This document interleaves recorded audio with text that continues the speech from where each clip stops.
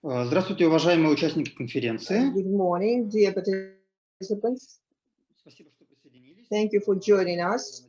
I'm glad to start the conference of the Russian Social-Ecological Union. It's an anti-nuclear conference. We have quite a few participants in Russia and other countries.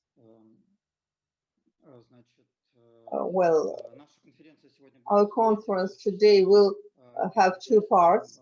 In the first part, we'll have longer plenary presentations in the situation as a whole with the nuclear waste in Russia. We have several issues to discuss, and after the break, in the second part, we'll have presentations of various issues related to the Rosatom activities in Russian regions and how people deal with these problems at the local facilities. So this conference is an opportunity to introduce you to the problems that exist in Russia in connection with Rosatom activities and to hear from the first hand from people who deal with those.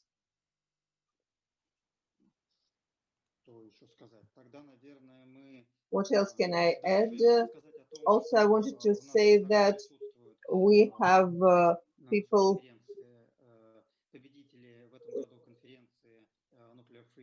would have the winners from the Nuclear Free Future World. This is the award for the non-nuclear future. It's Andrei Talevin and Fyodor Maryasov are the winners of this award this year. And Andrei will be our first presenter at the conference. And also, I'd like to say that tomorrow we'll have the award ceremony, and that those who are interested can join us. It will be certainly in the online mode, and we'll send the participants information about that event. It's also important that we had quite a few participants, quite a few applicants, so we decided to organize this translation into Facebook and in VKontakte, and part of our participants will be there, and actually it's free for access, so this translation will go in Russian, and the English language version will download later on, or upload later on. And I also wanted to say that from the technical side, you can have your cameras turned on in the Zoom, and also please put down your questions in the chat or in your comments in the streamline in the social networks. We'll try to monitor everything and assemble similar questions and put them to speakers. So please put your questions in the chat. This is probably the end of my introductory part. And so I give the word to Andrei Talevin with his first presentation. It is dedicated to the policy of Rosatom in the sphere of nuclear waste. Thank you, Vitaly. Once again, I'm greeting everybody, all my colleagues. I'm happy to see everybody in good health. And I hope that our today's conference will be productive and interesting. I was asked to make an overview about what's taking place in the world and what Rosatom is doing in this sphere of importing nuclear materials. I will try to make it in 20 minutes, maybe even shorter, and we'll be glad to answer your questions. Sure, this presentation might be quite subjective, but that's how I see the trends of these days in the world, and in particular in the import of nuclear materials into the Russian Federation. I hope that you can see and hear me, and you can see the slides.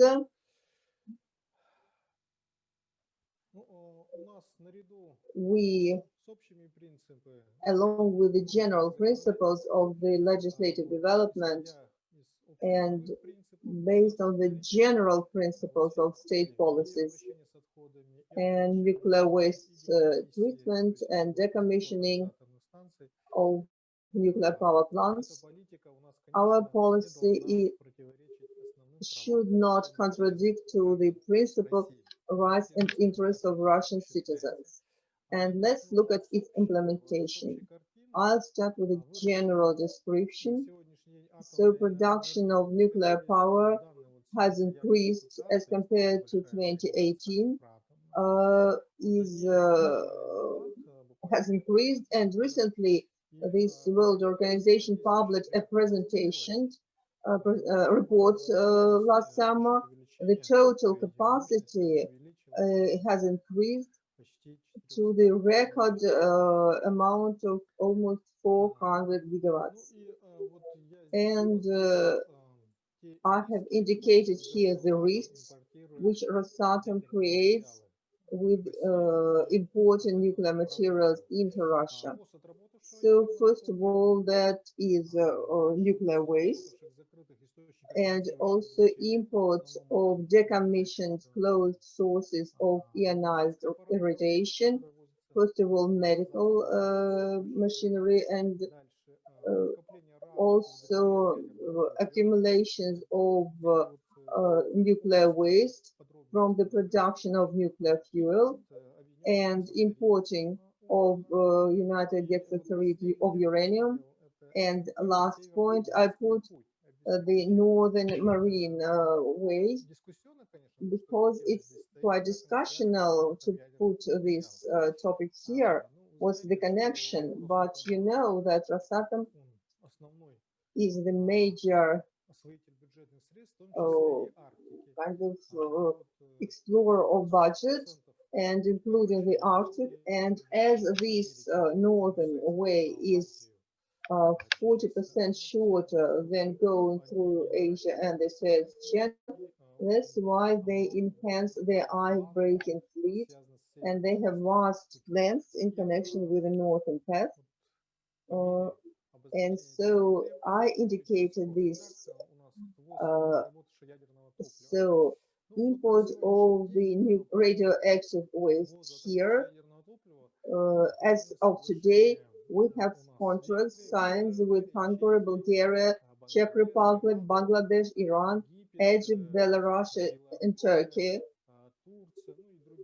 And there are several other countries like Slovenia, Slovakia, Armenia.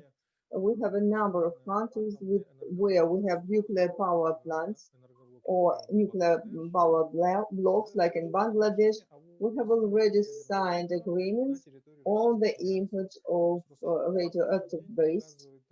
So Rosatom provides a whole package, a complex of services for the production of fuel, exploitation of nuclear power plants, and import of the nuclear waste. Construction of, if you go to the Rosatom webpage, it says that it has 36 new reactors. A whole portfolio of contracts exists in the world. It's quite a big amount, and you can count how these nuclear waste will be hazardous for us in the future. And secondly, Rosatom does not conceal that the second plant on processes of nuclear waste will in Zheleznogorsk of Krasnoyarsk region. The second stage of it will be commissioned next year. As of today, they have published these materials in the website, on the website of the Zheleznogorsk city administration. And on November 30th, there will be public hearings on this plant, so I recommend that you get acquainted with this document. It's quite interesting. I'm not going to speak about that in detail. Speaking about the figures, as of today, Russia today has 25,000 tons of nuclear waste. This is our internal one. In the world, as of we speak, we have accumulated, it's already 293,000. And every year we accumulate more, 10 tons more. And so the major countries are Russia and France, and also India and China are starting to process, and Japan is intending. So far, it's Russia and France are the key reprocessing. So you can imagine the amount of the nuclear waste which can come to Russia after exploitation of these new energy blocks. Also, they have an interesting report. If you go to their website about they have a public report on their development, and they have big hopes. It's a direct quote from that report. They believe that this market will be quite dynamic, and they hope for a 6% increase every year. They have a direct link from that report. And there is also another link. See how they say it, import of the spent nuclear fuel and nuclear waste. They call it like the market of reference goods. That's this treatment of the spent nuclear fuel and nuclear waste. This is their business. They have a direct link. Then we also speak about the import of the decommissioned closed sources of ionizing irradiation. Our law permits this radioactive waste also in the form of these closed sources of ionizing irradiation. I did not find anything anywhere. About a year I sent a request for information, but they also didn't provide with, I didn't receive any information from them. What I found, so this is some kind of indirect indication about the volume of those isotopes. So this is also a direct link from a public report, which was dated 2019. So Rosatom reported that about 40% of the world park of reactor units are in Russia. Also, the quota of the state corporation Rosatom amounts to 25 to 40% of the world amount. So as far as I understand that this radioisotope production belongs to Rosatom. And all these sources will be brought back to the Russian Federation.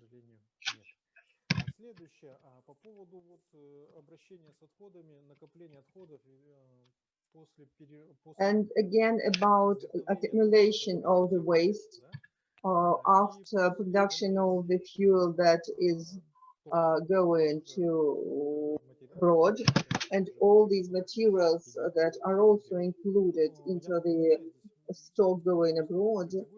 I'll remind you just quickly that here in Russia we are processing and implement the principle of obligatory burial of all waste.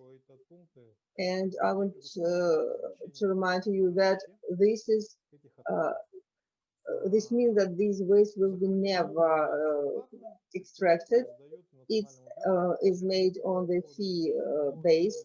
So enterprises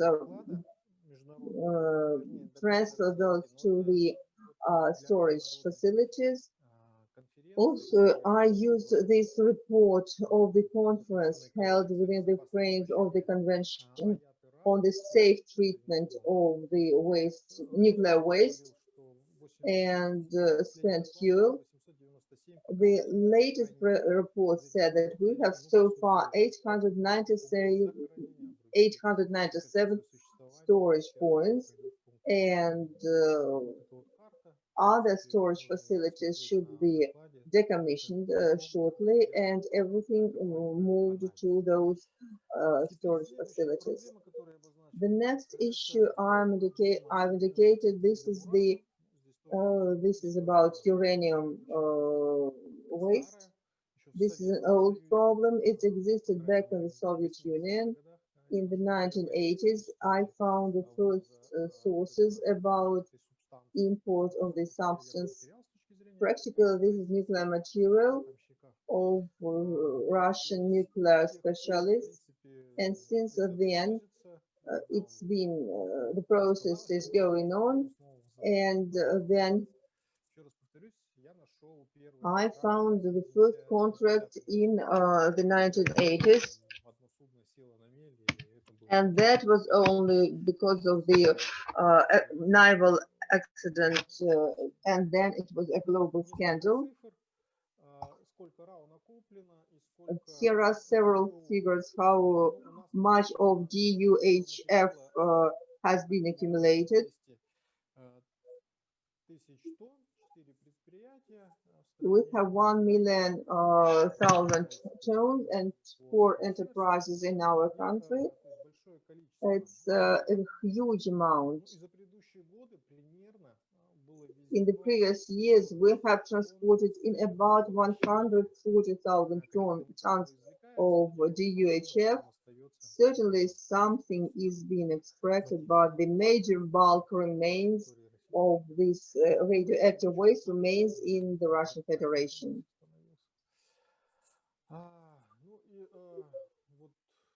And also speaking about Rosatom activities today at the international level, it is aimed at satisfaction of their corporational interests, their profitability, and unfortunately issues of radioactive and environmental safety for the citizens of Russia are in priority. Unfortunately, I believe that's not the case. And according to the plans that Rosatom is not considering right now, the situation is not going to improve. I mean, the situation is not going to improve. Unfortunately, importing of these nuclear materials, which practically then turn into radioactive waste, this policy is enhancing only this importing policy is going on. Thanks. That's a short briefing on the import of nuclear materials and the policy of Rosatom. Thank you, Andrei. Thank you for your presentation.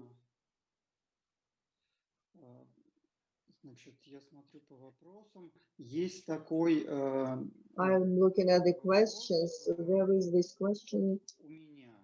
I have a question. How much different is the legislation in this sphere in our country and similar legislation in our other countries? And can we say that Rosatom, which is quite influential in the political sphere, has it made these laws most comfortable for the corporation in order to turn Russia into a nuclear dump?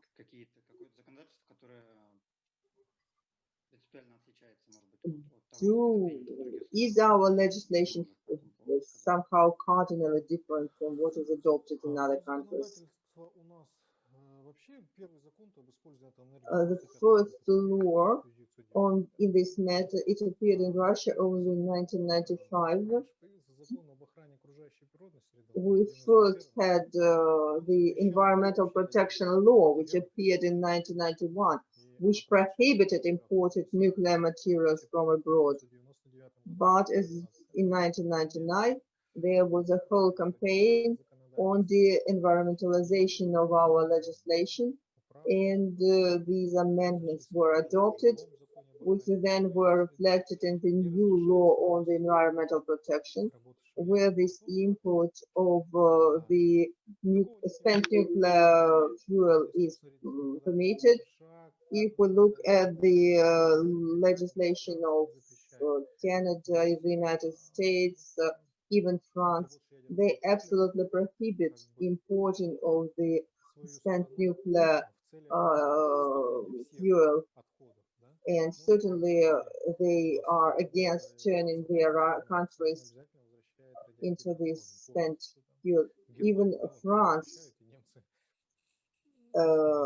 returns its spent nuclear fuel to Germany on regular basis, and the Germans are always against that. And in Russia, we have other laws adopted where this policy was continued.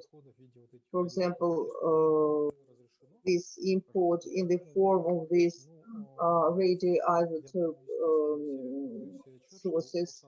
We certainly all understand that Rosatom today has very strong lobbying resources and they use them and rule our laws in the environmental legislation, and they do it as is best for them. And also we have a question from Anton Khvostov. He's asking about what regions of Russia have the most of those wastes. Speaking of the import, in which regions it is accumulated, the wastes are accumulated.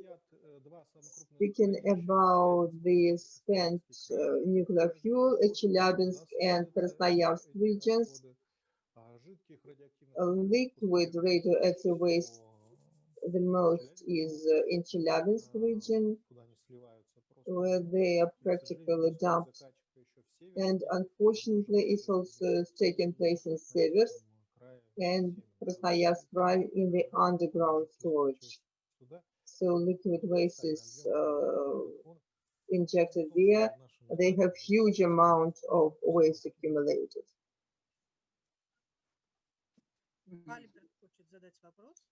Albert is going to ask a question. I just wanted to add, Dmitrovgrad also has colossal amount of injected waste. It's the research nuclear Dmitrovgrad in Ulyanovsk region. It's also a landfill for this nuclear waste. And thank you. I don't see any other questions. Yana, please correct me if there are any. And we have comments from Oleg Bodrov. Dear colleagues, I want to add some little aspect. Andrei definitely knows that, but somehow the factor of export of spent nuclear fuel. We also are speaking about the export of nuclear power in northwest Russia. At various times it differed, but there were years when about 40% of the power produced by the Leningrad nuclear power plant provided into the grid was exported to Finland.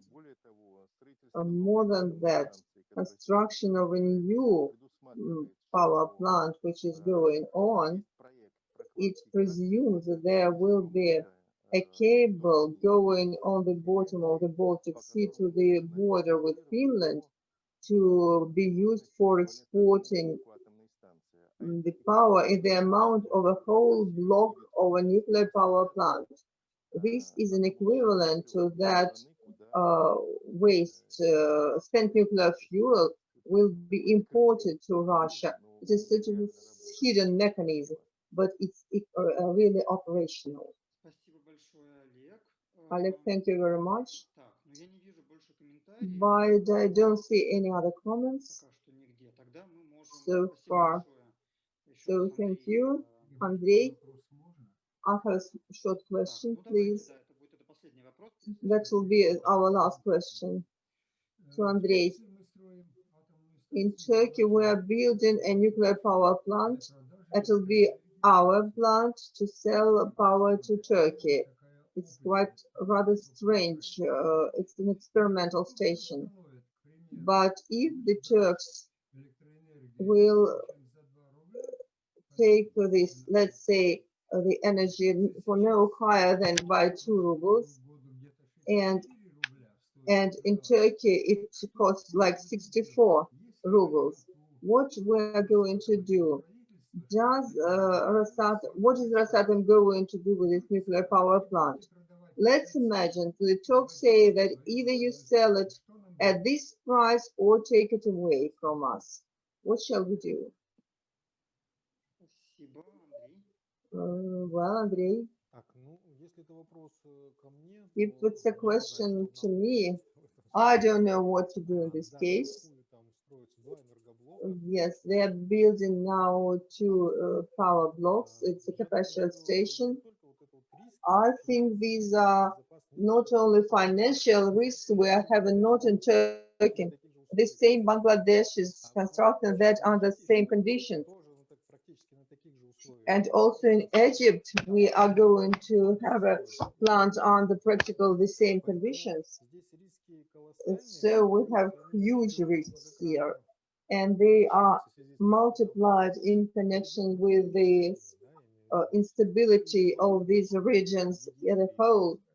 All these regions, Bangladesh, Egypt, Turkey, anything can happen there. So, and what Rosatom is going to do with that? What shall we do? Probably we should talk about that. Well, thank you. Thanks to everybody for your questions and Andrei for your answers. And let me remind you that we are going to have another presentation of Vladimir Sveribyak about construction of roads. And we are also going to talk about that. Maybe he'll be able to answer these questions in his presentations. So let's go to the next point of our agenda. We're going to have Vladimir Chuprov from Greenpeace Russia with his presentation on the input of DUHF in Russia. 1, 2, 3. Can you hear me? Hello. I'm about to start. I'm starting my demonstration. Can you see it? Good morning, colleagues. My name is Vladimir Chuprov, if anybody doesn't know me. I'm project director of the Russian Greenpeace branch. You can see the full screen now.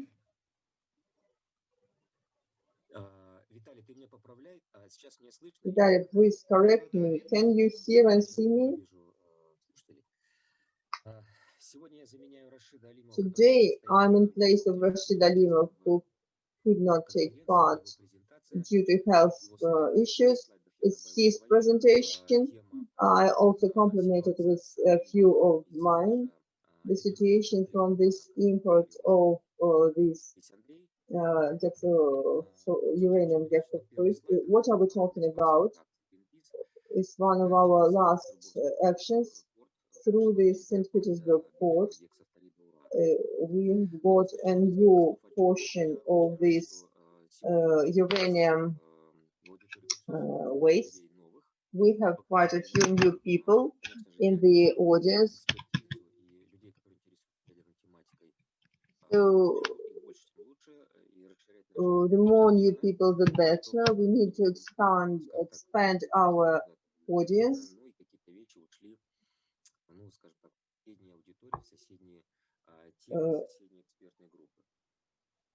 So we need to penetrate to neighboring expert groups just for half a sec. What is it, hexafluoride of uranium? How does it appear? Can you see my cursor now? Yes, here you on the top right corner. Uranium hexafluoride, it's a nuclear material which is formed in the processing of natural uranium to obtain nuclear fuel.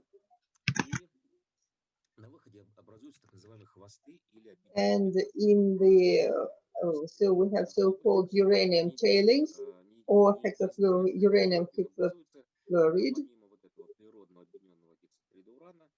So beside this natural, it also appears here when processing solid spent nuclear fuel. So you can see also solid waste. It's not a complete scheme, it's not our scheme, but also here we also have these ways to appear. It's a more hazardous material because it contains not only this uranium, which is less, but also fragments of the decomposition, which is very active. It has high gamma activity, and it is specifically hazardous for people. This situation with imports is very tough. Andrei said that we had several contracts signed earlier. Now we are at the third stage when these contracts are going through their reincorporation.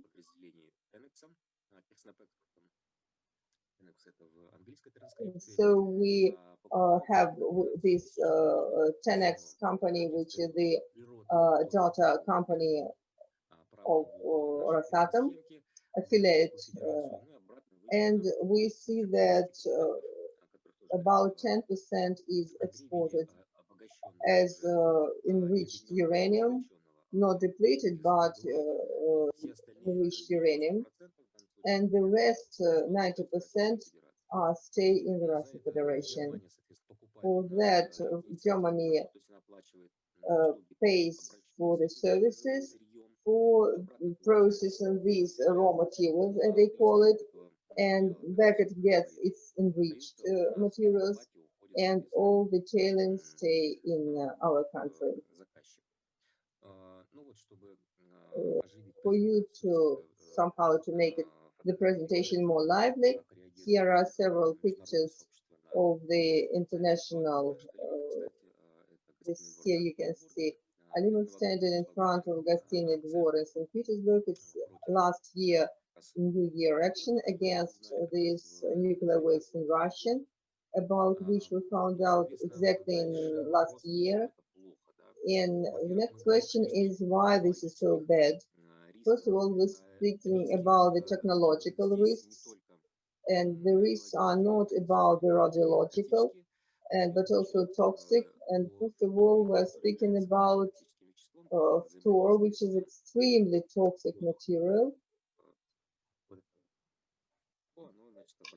This substance is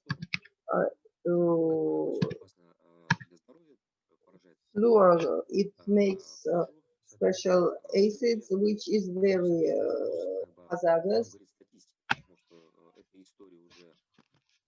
Statistically, we know that this is a practically 40 years old story. As the experience shows, so when we had this accident the very keeping of this fluor in the containers is very risky because they can be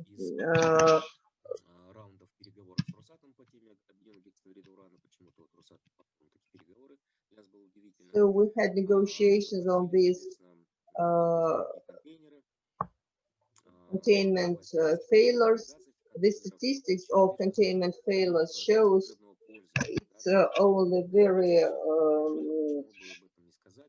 for in service use only. It is sensitive materials that not everything is good here. Every this containment failure can occur in many cases, and then fluor gets out, and not only fluor but also uranium, which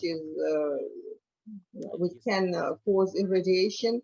And if we are speaking about uranium hexafluoride, as a result of processing of spent nuclear fuel, there we also have transuranium, uranium 234 and 232. And here we have lots of questions to the state of the containers.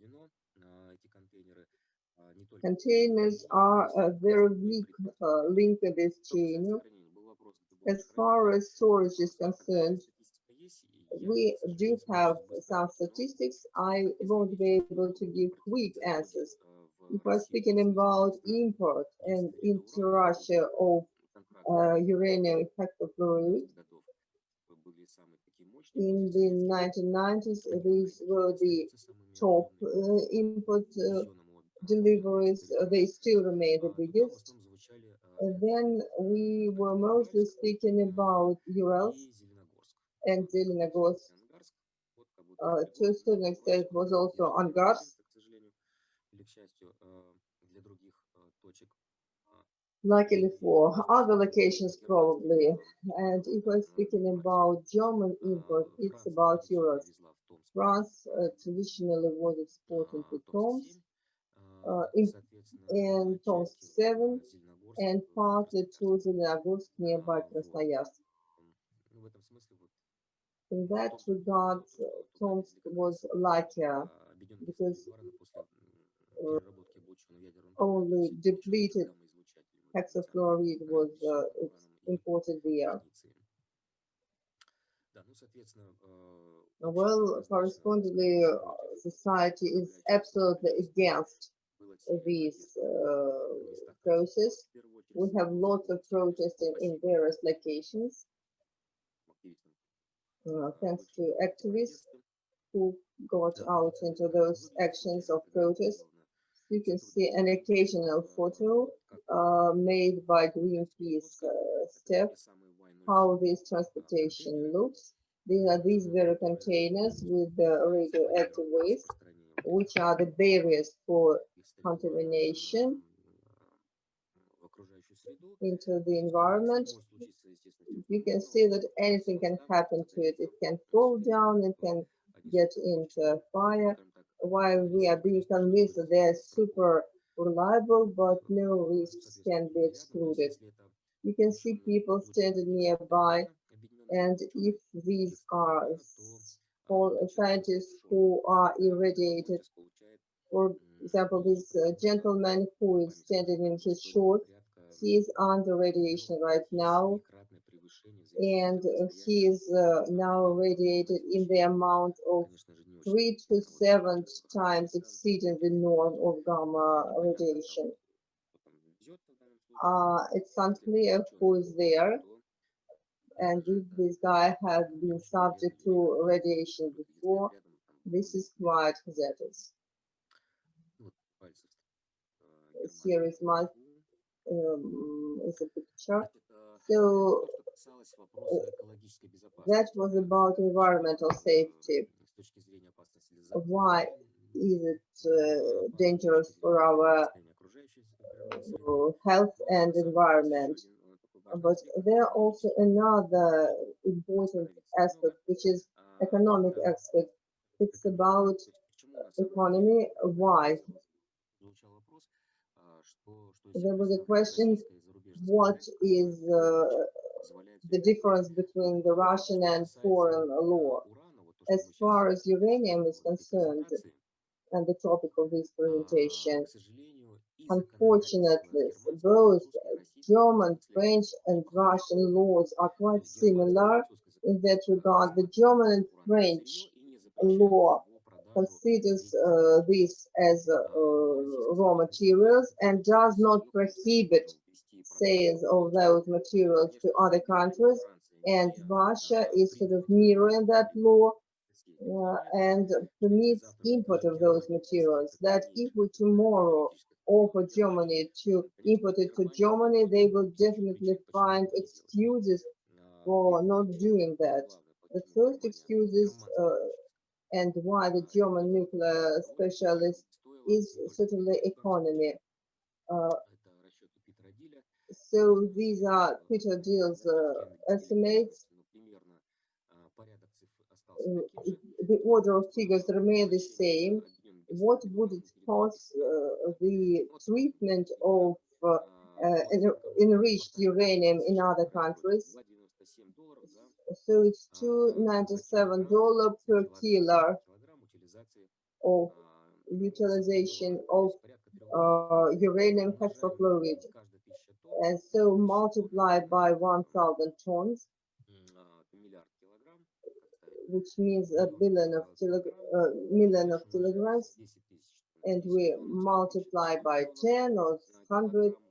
So we're speaking about 10 or 100 million kilograms, and we add the necessary amount of zeros, and so then we understand the price of the issue for a particular company.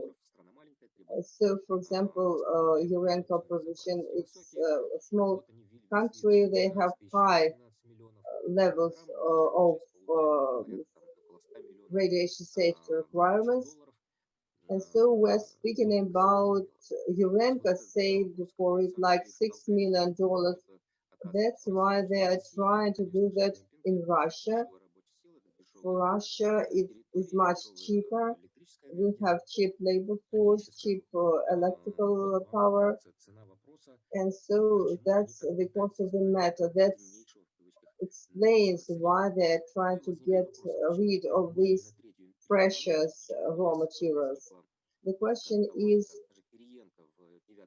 even Kirienko in 2009 said that we were declining all these contracts because it was hazardous environmentally.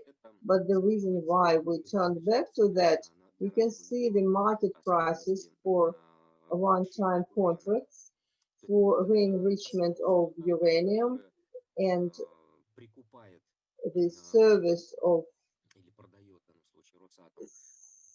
Rosatom sales of its services here. It's not only about just importing the raw materials, but also processing it. You can see that in 2010, the spot prices fell sharply down. We had then Fukushima, and the needed uranium fell down, and the whole market went down. This drop down amounted within times. Right now it's about like $40 for a unit of decommissioning works. And under this price, our German and French partners are interested in getting rid of this nuclear waste. So it's much cheaper for them now. These are tens of millions of euros they are saving on those contracts. This is the reason for everybody getting so excited. And Rosatom sees here an opportunity for it. So the Germans and the French decided they know how to count money, and they very easily agreed with Russia undertaking these contracts in the 90s, these contracts of the 90s. So now we are importing 12,000 tons from Germany, and from France, we're going to bring about 2,000 tons of already irradiated DUHF. It's a very hazardous thing. So the nuclear special, they import uranium, they deplete it, and then they enrich it and then export it, and the waste stay with us. So this is a hidden form of transferring the waste to us. And those other countries, they aren't interested in that. We see that Alexei Yablokov said that we see this process as a whole, we are against it. Russia becomes more and more saturated with radioactive waste. And Rashid had a quote from Kommersant that Sergei Kiriyenko said in 2011, nearly 10 years ago, that uranium hexafluoride is very risky in chemical regards. And then the Germans and the French said that it's quite expensive to deal with you, and the last block of my presentation is the attitude of Russian citizens. So today we ordered a survey on this issue. There were several questions. We tried to put them at maximum correctly, speaking not about the waste but raw materials. So you won't see the word waste. So the question was if our people were aware about the import of nuclear materials in Russia. So about 70% knew this statement of Rosatom that this is a waste for which we were paid and the money was used for solving problems. And they do intend to do that. They are going to defluorize uranium.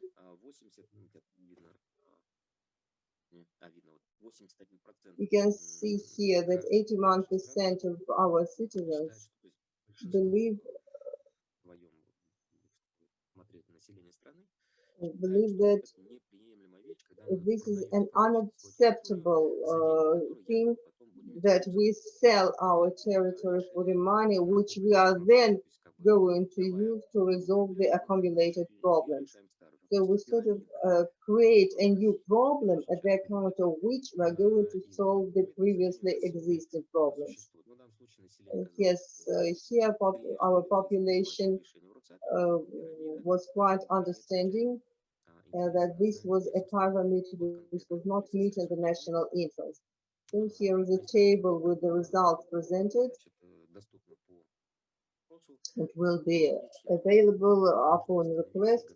So I probably will stop here and I'm ready to answer your questions. We have a question already. It came slightly earlier. Чуть ранее от Ивана Кондратьева, но я думаю, что он... Ivan Kondratьev's question is quite, though it came earlier, but it refers to DUHF, whether Rosatom has scientific programs of secondary reuse of radioactive waste. And also to continue, I will add that how do these ideas or these plans are implemented, for example, Rosatom programs with the DUHF treatment, and if there has anything been implemented? I will start answering from sort of far away. So radio waste can differ. So it can be spent nuclear fuel with transuranium elements, strontium and cesium in the first place, which have the long semi-decay period. It's a very hazardous, dangerous part of the nuclear cycle. And here, of course,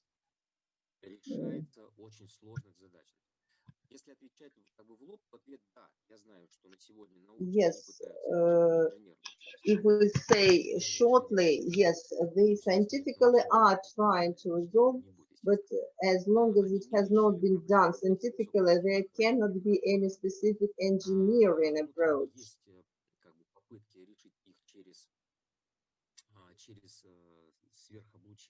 There are attempts to resolve those issues through super irradiation, to and the half-life of these elements. I have nowhere seen any indications of that this problem has been resolved, so that all waste would be depleted to kind of basic elements like aluminum, etc. Or there were some quasi-scientific approaches to put it into the volcanoes. And the science already would not know what would be next, because nobody can make any estimates. So delivering to the open space is also scientifically might be possible, but there is no engineering solutions that if a rocket doesn't start, and how many such rockets will be needed. So, and it might get back to the land as an asteroid. So that's not a proper way. So yes, the works are on, but no solutions has been found. Speaking about the DUHF, if it's about natural waste which had not been irradiated in a nuclear reactor, then uranium hexafluoride. Scientifically, this problem has been resolved, and there is also an engineering solution. So this hexafluoride should be depleted into the fluoride and uranium, and for the processing, and so fluoride can be transferred in the acid form, but the nuclear specialists also say that they certainly don't know how to use the amounts existing, and so fluoridization is very expensive. It's about $1 per kilo if we multiply it by thousands of tons. So this is an extremely expensive process. Also, there are engineering solutions for the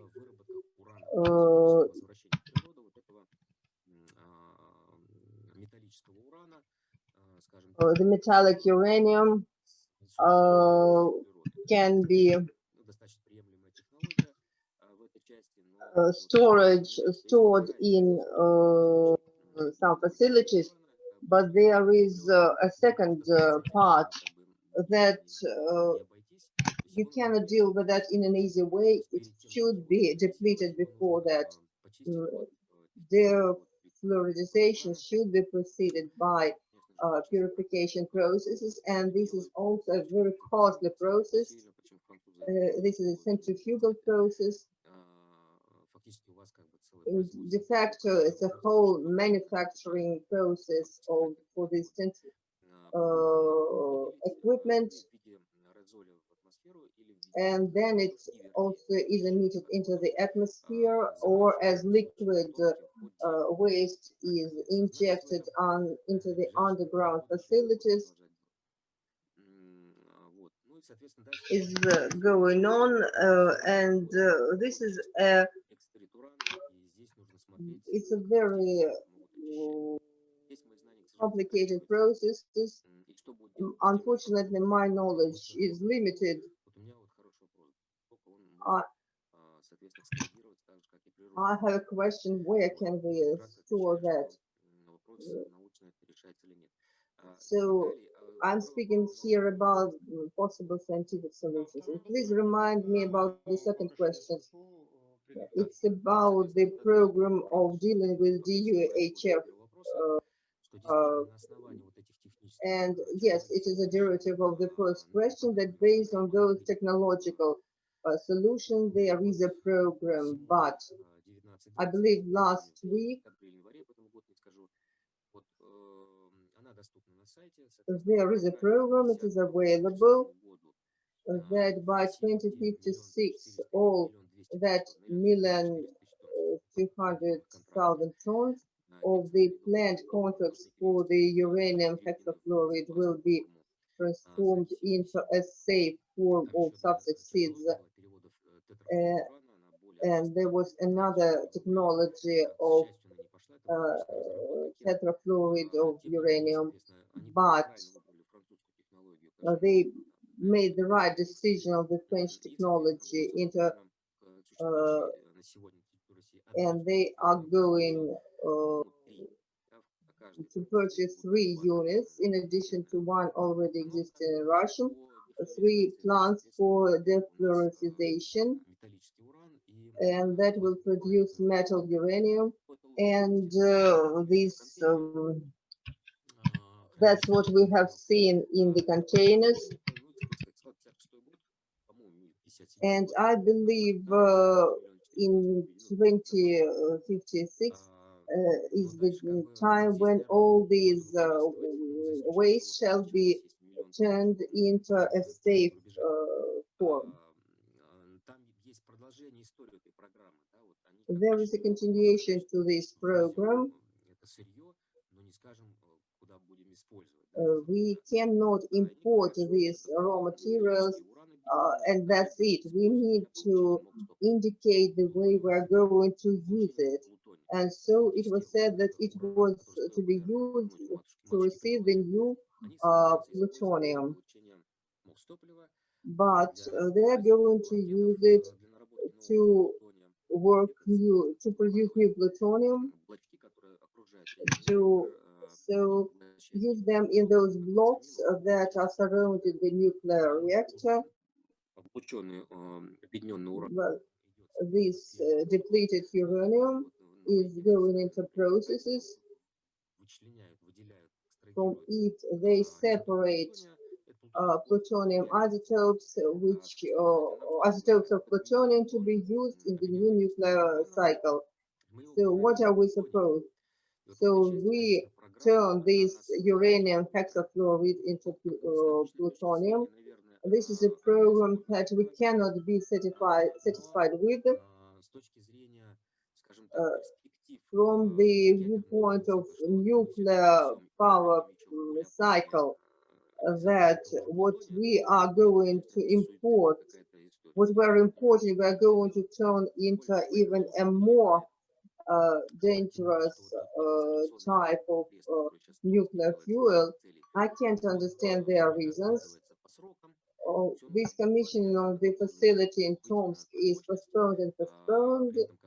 It has to be commissioned in 2025, and at that time it has not even under construction, and then it needs like 10 years for probation, and so it's a complicated process. It's a whole evolution that we can estimate that probably only by 2080 we're going to have a reactor which will use this linked plutonium cycle. And we are already late by about 10 years, and we are being delayed and delayed by 2 years every year. So de facto, we are importing German and French depleted uranium to be used in the process, which hasn't even doesn't have an engineering solution, presently doesn't have it. So in fact, we are buying raw materials for the technology which might not even work out both economically and an engineering sense. So far,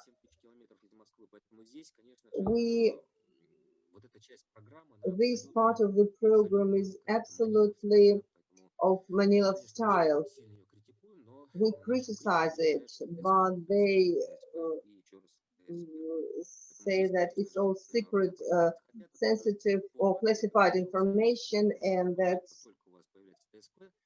as long as they make this information classified, that means that the information is not ready.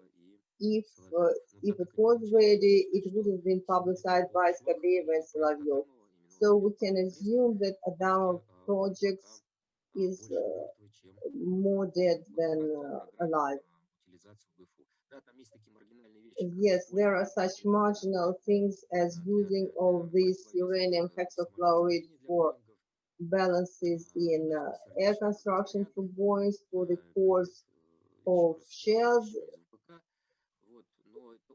but these are very marginal stories. They don't need those millions of tons.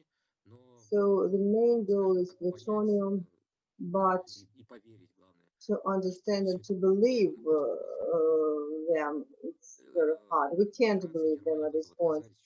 France and Germany have rejected this about 10, 20 years ago. Thank you, Vladimir. We also have a question from Andrei Talevlin. Are there any data on the accumulated DUHF in Germany? Yes, this data exists. The United States have something like 500,000 tons, and that's mostly the heritage of uranium military programs. France and Germany, they have more of civil story, about 500,000 tons. I might be wrong, but something closer to 1,000,000 tons. Yeah. As far as Russia, France and Germany are concerned, there, if it's very easy to estimate. I tried to make this exercise. If we take into account that it's only civil part, France did have something about their military nuclear program. If we're speaking about the civil part, we look at the consumption of uranium in the reactors already, and they practically don't store uranium in France and Germany. They practically use Russian or Uzbek storage facilities. And if we approximately estimate it, I made it for France, for example, how much, what is the amount of waste produced in France? Practically the entire DUHF of France is what's being processed in the Kojima plants of in Lohak Island. It's about 1.5 to 2,000 tons. The nuclear process in France is in action for 20 to 25 years. So this uranium hexafluoride in France is accumulated. Let's say that it's about 40,000 irradiated DUHF in France. If we look at the contours of the 1990s, France has practically gotten rid of it, having sent it to the Russian Federation. So all the accumulated stock of DUHF that France had, those are now in Russia, in Tomsk, meaning Zelenogorsk. So what is now taking place in France after the contracts were cancelled in 2010, they have about 20,000 tons, which they are trying again to place in Russia through Rosatom. So I can say that France practically has no stock of the UHF. All that France had is now in the Russian Federation. And the rest is a clean and sunny country of France with grapeyards and vineyards. With Germany, it's a little bit more complicated. Germany does not reprocess irradiated nuclear fuel, But considering that Germany enriches uranium, I think that it's about the same tens of thousands of tons, no more than 100,000 tons would have accumulated in Germany. If we deduct what Germany has imported to us, it's about 1/2 of German stock has already imported to us. It's very intuitive assessment. So I say that Germany has about 50,000 tons. Germany has not as half a pace as France, so France practically has nothing. Germany has several tens of tons, and the United States has about 500,000, and Russia has 1,200,000 tons. The United States, they don't transport anything, they have their own legislation. So I don't think that the US DHF will get to us. Their military falcons won't let you do that. And Russia probably won't take it here. It's too expensive. And the US engineers, they probably understand that it's technically undoable. So that, again, Russia has about from 1,200,000 to 1,400,000. Sorry for a long answer. We also have comments for from Kirsten. I also saw several reactions. Please write into the chat. This will be the last comment, and we'll ask our speakers to answer in the chat, or we'll speak about that later. Kirsten?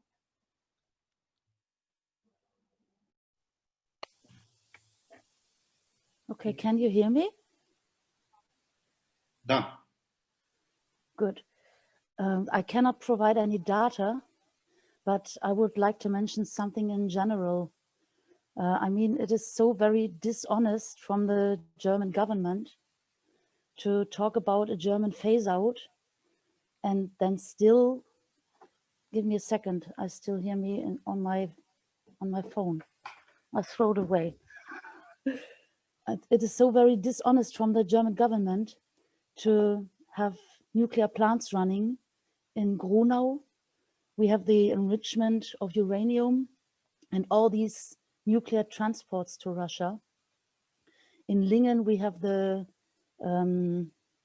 Brennelementefabrik. Sorry, I do not have the translation right now, but producing the elements for running nuclear plants. And both are producing waste. And then we recently had a castor transport. The former speaker was mentioning we do not have a reprocessing in Germany.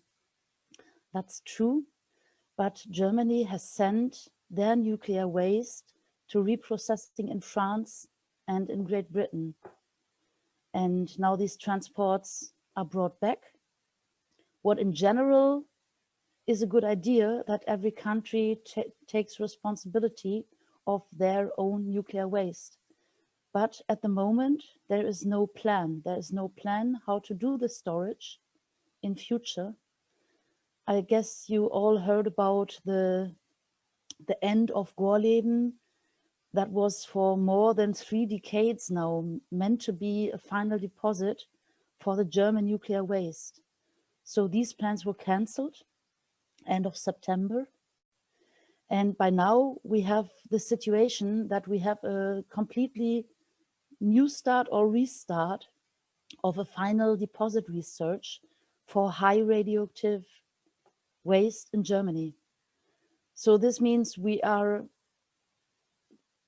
I mean, the official side said that we do not have a plan how to store our waste.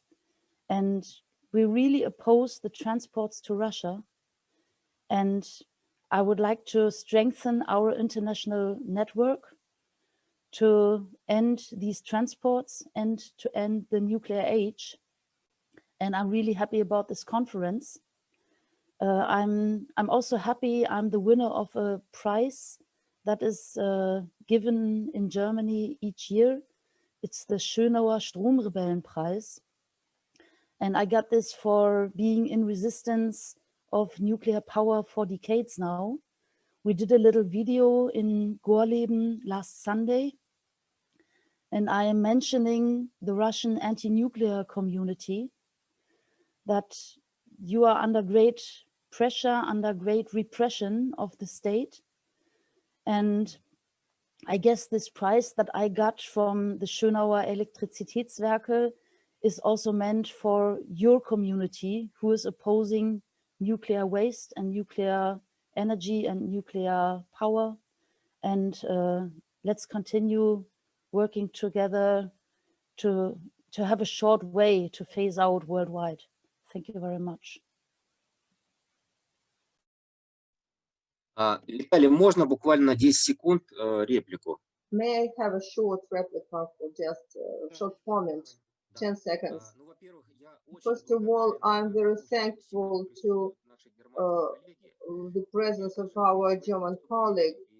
Of course, in my presentation and in other presentations, when we are speaking about the international trade and waste from Germany or France, we mean the heads of persons who decision makers who make such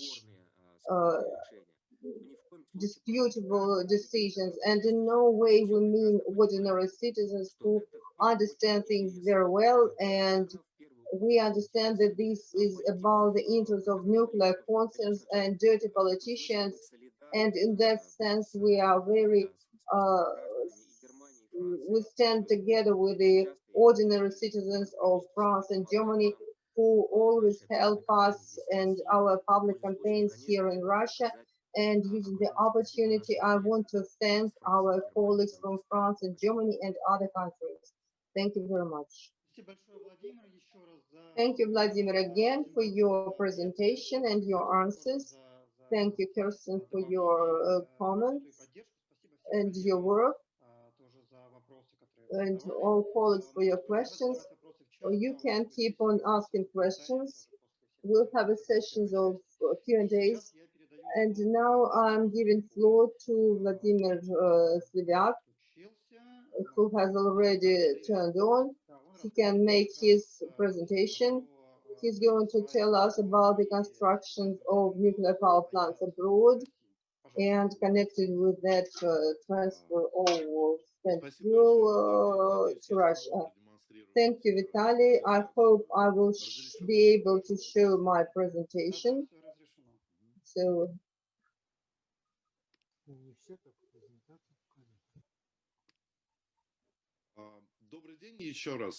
good afternoon again. You can see my presentation.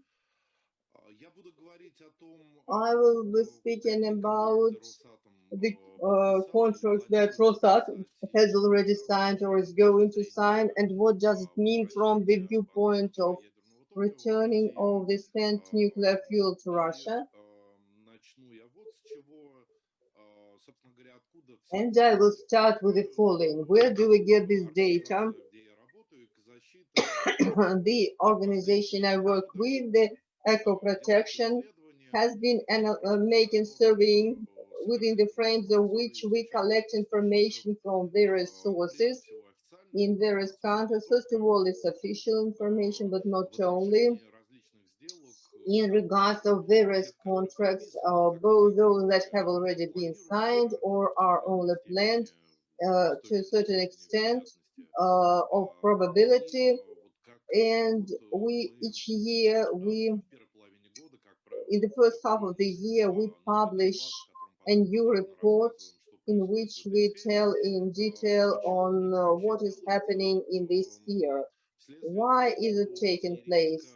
It's because quite frequently the data that is officially distributed by Rosatom on this matter about the nuclear power plants they construct and what's taking place in this year, very often their data, their official data, cause doubts. Let's put it this way, because at least some of their messages are quite doubtful when you monitor the process development in this sphere.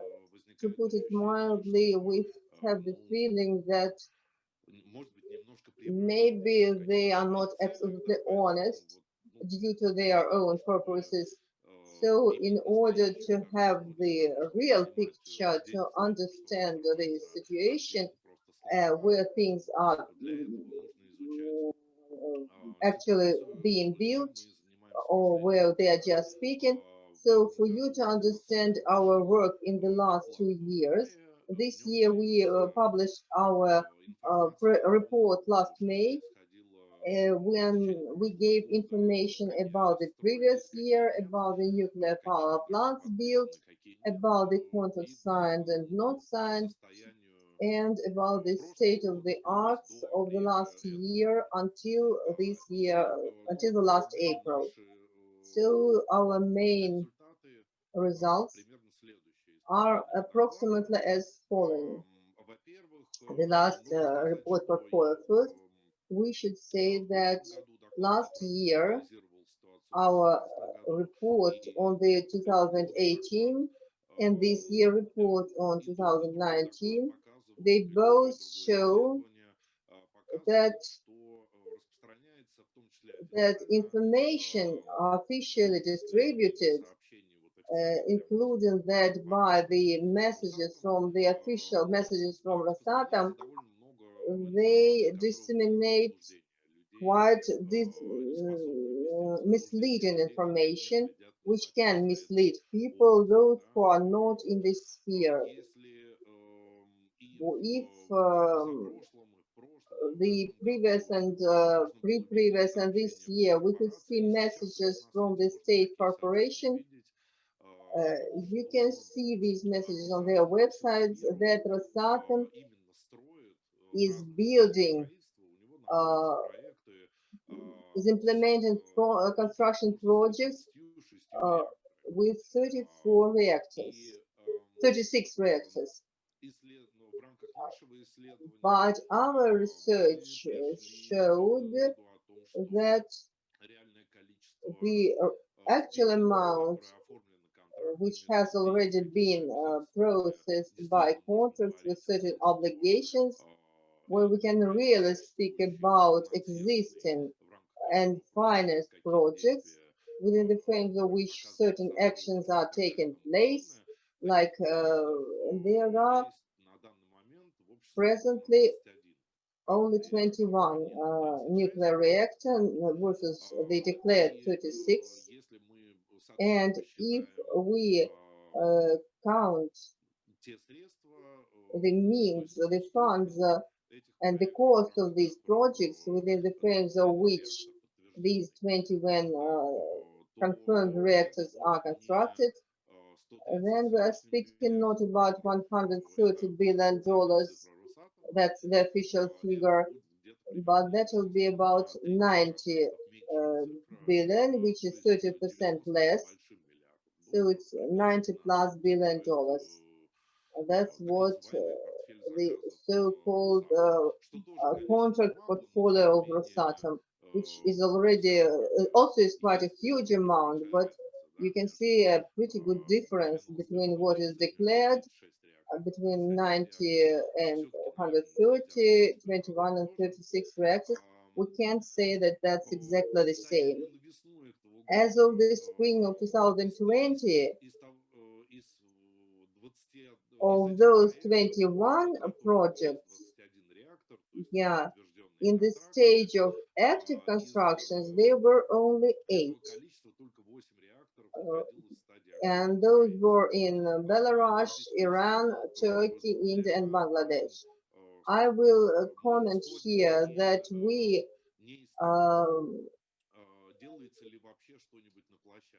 it's not about, we're speaking not about if anything at all is being at the construction site is being done, but we're speaking about real construction development. For example, if there is any construction at the side, but it's not about the construction of the reactor per se. We don't include that in our data because we have quite a few examples when some supplementary facility has been constructed and then due to something that happened, the reactor would be never actually erected.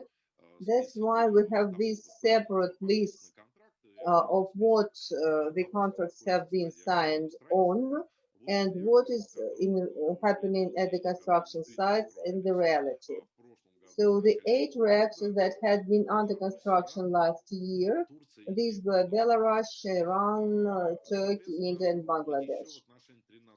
And also other 13 reactors, there are contract obligations, but no active construction is taking place.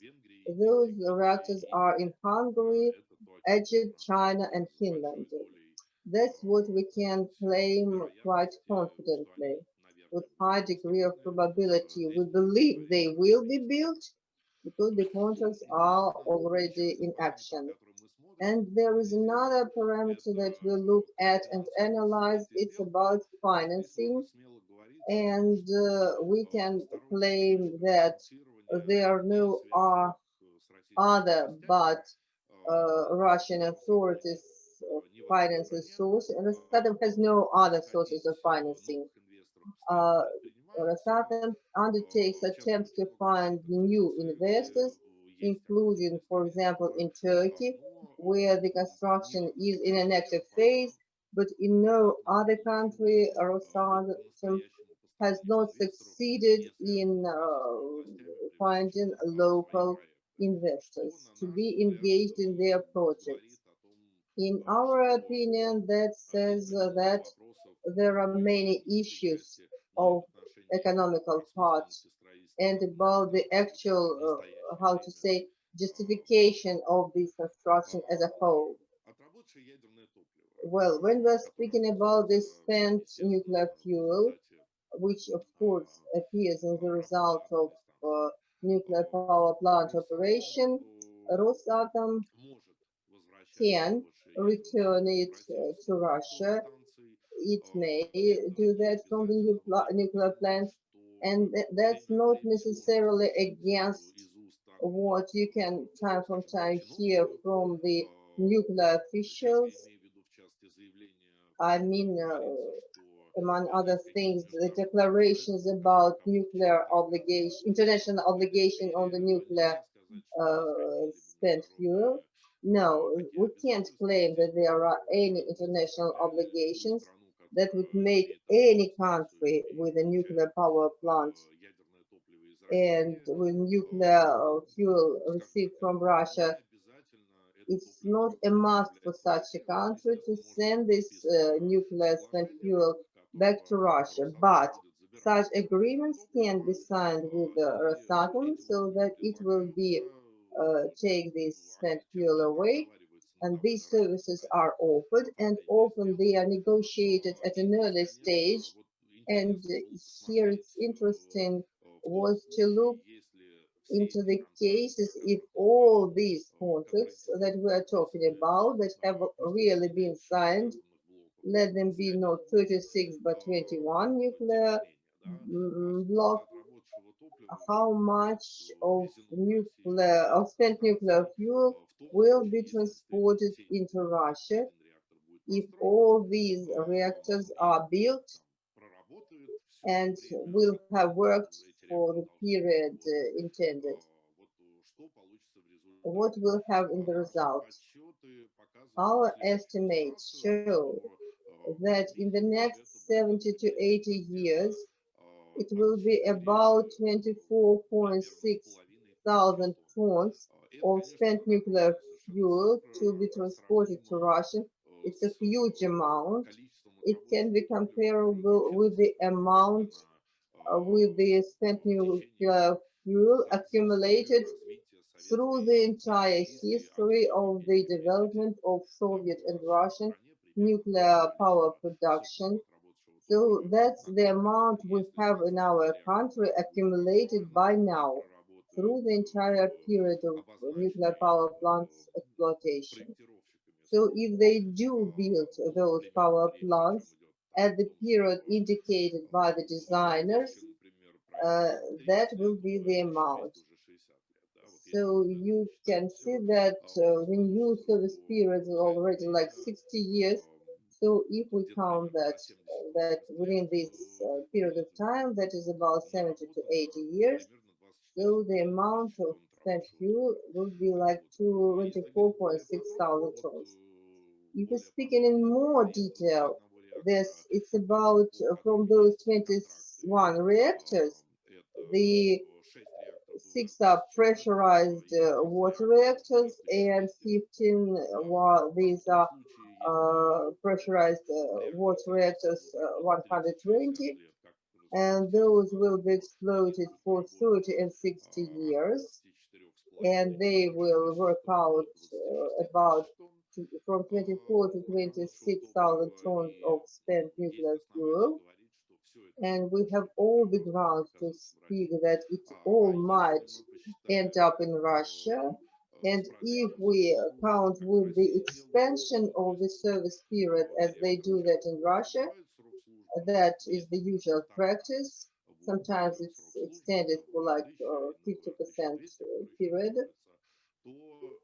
Then it means that those nuclear power plants will produce well, from 37 to 39,000 tons of spent fuel, which is quite more than we have accumulated through our entire history. This is probably, that's it within the frames of this my short presentation. I'm going to stop here. If you have questions, you can ask them. And I will only add that we are going to continue coming up with updates of such research, and we hope that nothing like pandemics or anything will stop us from doing that.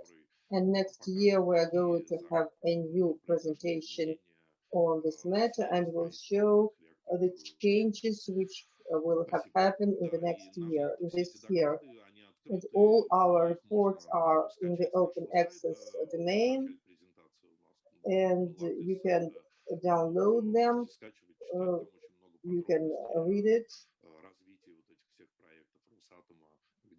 about the development of our Rosatom project, who is financing, in what amounts, and what licenses we have, and what we can expect. You can find that in our reports. Thank you very much, Vladimir. I will have my first question right away. Why do you think Rosatom is doing this? Or, I mean that they claim something which does not correspond to the reality. I believe that there are various internal reasons to do that. Probably one of those is that something has been promised, declared, some funds were allocated, and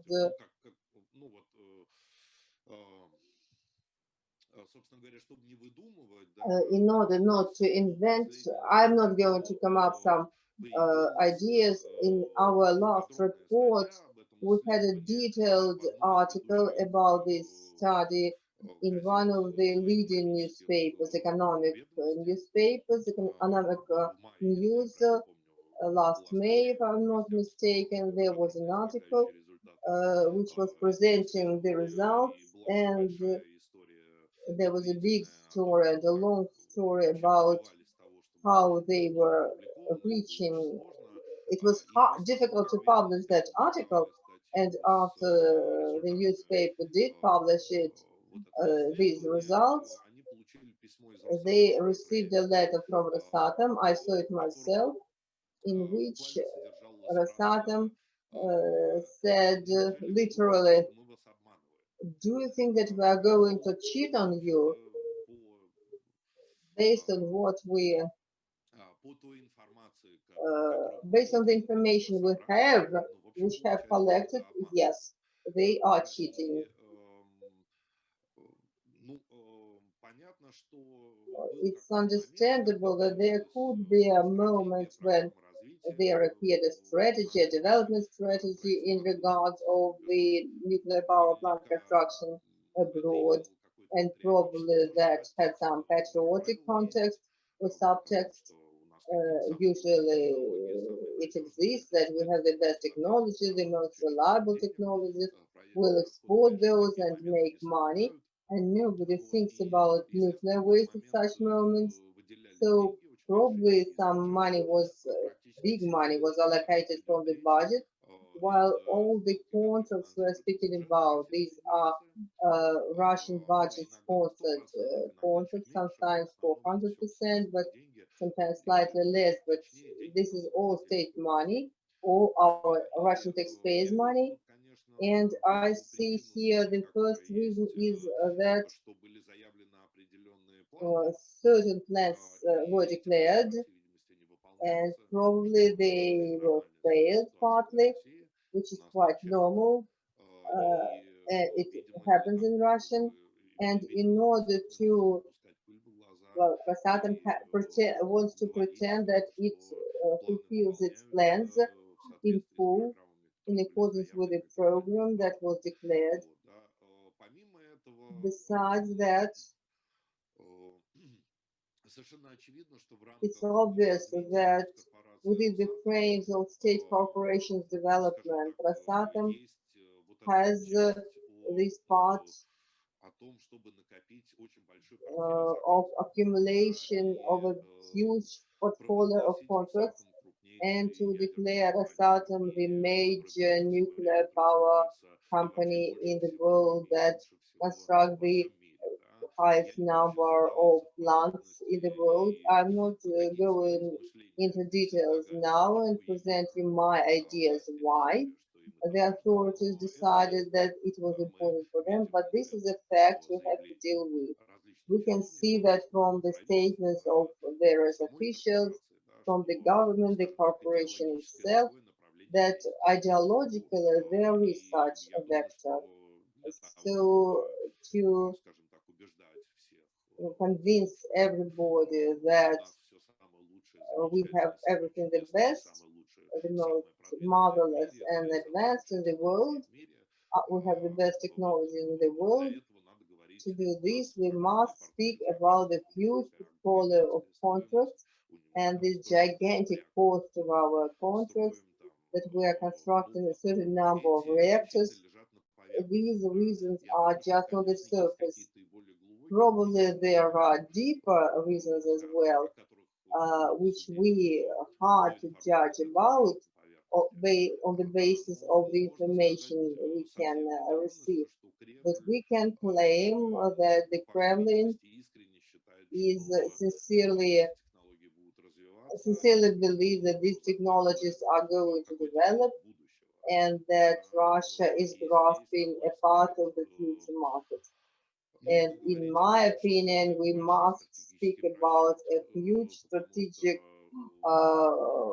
mistake, misconception, because the quota of the nuclear power in the world power balance is going to reduce, and economically this way of power production is under strong criticism in many countries and has been under criticism for many years, with a few exceptions which don't change the situation.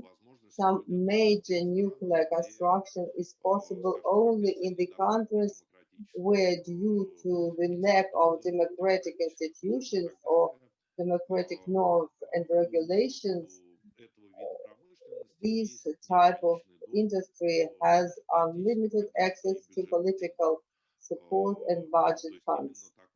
But this is the situation we have in Russia. Almost the same is in China. But even if we look at Chinese or Russian amount of nuclear power production, they are nowhere near to compensate the amount of old reactors which in the nearest future will be decommissioned just because of their age, because of the period of mass construction of nuclear power plants was long ago, and that's the time for them to be decommissioned for that mere reason. And that's clear that we're speaking now about the dying out industry, but certainly it will be dying for quite some time. But it's not the issue of whether it's going to develop and expand.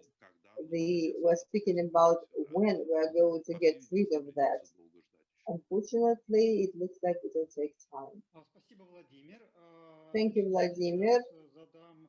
Now I'm going to ask my last question in this part. It's from Andrei Alevlin. It sounds like following. The amount of spent nuclear fuel, does it take into consideration Chinese reactors? What I spoke about, these are new projects which are under, which are about the recent construction, which have not been yet commissioned. As far as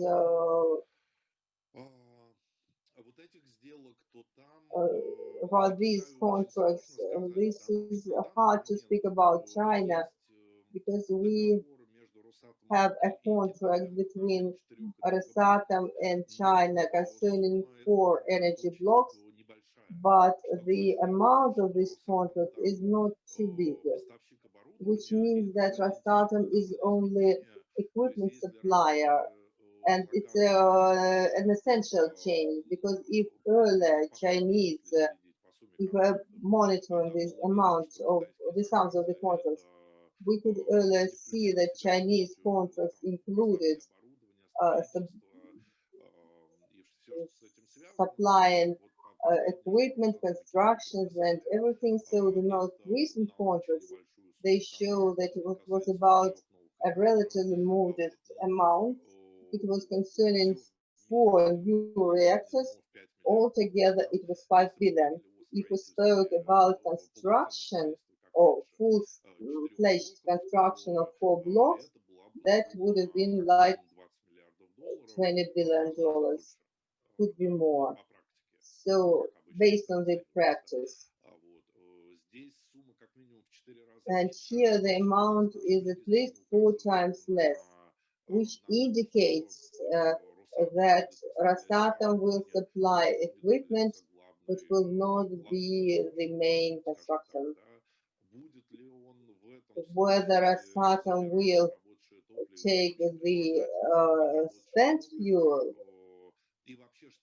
or offer these contracts about the spent fuel is not clear. As far as I understand, this has not been yet resolved. So it's hard to say what's going to take place with China, specifically speaking about these particular contracts. Thank you very much. Then I'm going to share that we have a question from Dinar from Turkey. So that's her. So she said that we haven't heard any protest against Rosatom projects. I will probably move this question to our discussion part. So about this, after this presentation, we are going to have a discussion, and then we'll probably discuss this question. Thank you for the question. Thank you, Vladimir, for your information and your presentation. We're going to the next presentation. This is just the album from the Norwegian Friends of Earth. And she is going to, with a presentation that's read to a look from Norway.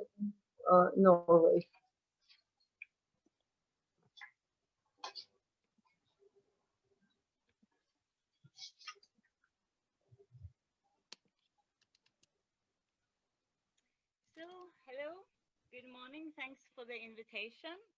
I'm very grateful that you let me speak here, even if I will need to speak in a foreign language. So I hope that the translation is working, and I will try to make things understandable for you. So some of you know me from before. I've been working with Friends of the Earth Norway since 2004. Before that, I was with our youth branch until I was 25 years old and was kicked out. So our organizations in Russia and Norway have cooperated for a very long time. And as you will see, since we are Friends of the Earth Norway and you are Friends of the Earth Russia, we joined the same international network, and we consider ourselves your sister organization in Norway. And I want to point out that in our organization in Norway, this cooperation has very much support, and both our members and our boards, they really appreciate that we work with you. So I want to give you some background on Norway when we speak about nuclear issues. So Norway was actually the sixth country in the world to build a nuclear reactor in 1951. So the one pictured here is not the first, but this is sort of our biggest. So it's very small. It's just research reactors. Obviously, the industry wanted to build lots of nuclear power, but shortly said there was so much opposition that they didn't manage to find a place for it. And time went by, then we found the oil, so only research reactors. Now, finally, after a very long time, all the research reactors in Norway are now closed, and the work to clean up started. You see the picture of this reindeer, and it's like, why? And that's because Norway still struggles with the consequences of the Chernobyl accident. So we have radioactivity in sheep and reindeer. So even though we are not a nuclear country, these radiation issues are still something people know. I should say, though, that even though I think in the debate, it's like people probably worry most about pollution, radioactive pollution from Russia, but the main pollution, at least to Norwegian waters, has been from the Sellafield facility in England. So there was a lot of controversy, both on the governmental level and among people towards this plant, and everything has it has been better, but still this is like some of the background, and you should keep that in mind if you hear Norwegians complaining about your nuclear pollution, that others might be even worse. So obviously, you all know that there are differences between our countries, which means there are differences in our working conditions. For environmentalists, one of the major difference is that in Scandinavia, NGOs and the public sort of in general are viewed as legitimate stakeholders to influence the authorities, to influence the decisions. Of course, it doesn't mean that they do as we say, but it means, for instance, that the nuclear safety regulators, they need to show that they take this task seriously. They need to spread the information. If they hide things, there will be scandals and consequences. So obviously, both the task of getting information is more easy, and sort of there are more ways to sort of be allowed to speak up. So you see, I guess you'll notice that several times there is like information coming from Scandinavian nuclear regulatories that measurements show some kind of radioactivity, even sometimes in Europe. But the Russian authorities said, no, we don't know nothing, or they deny everything.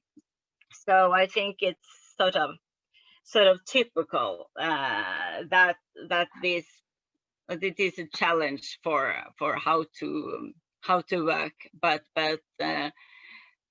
you can see that as long as at least some of this information comes out in Scandinavia and in Europe, it's possible at least to know it.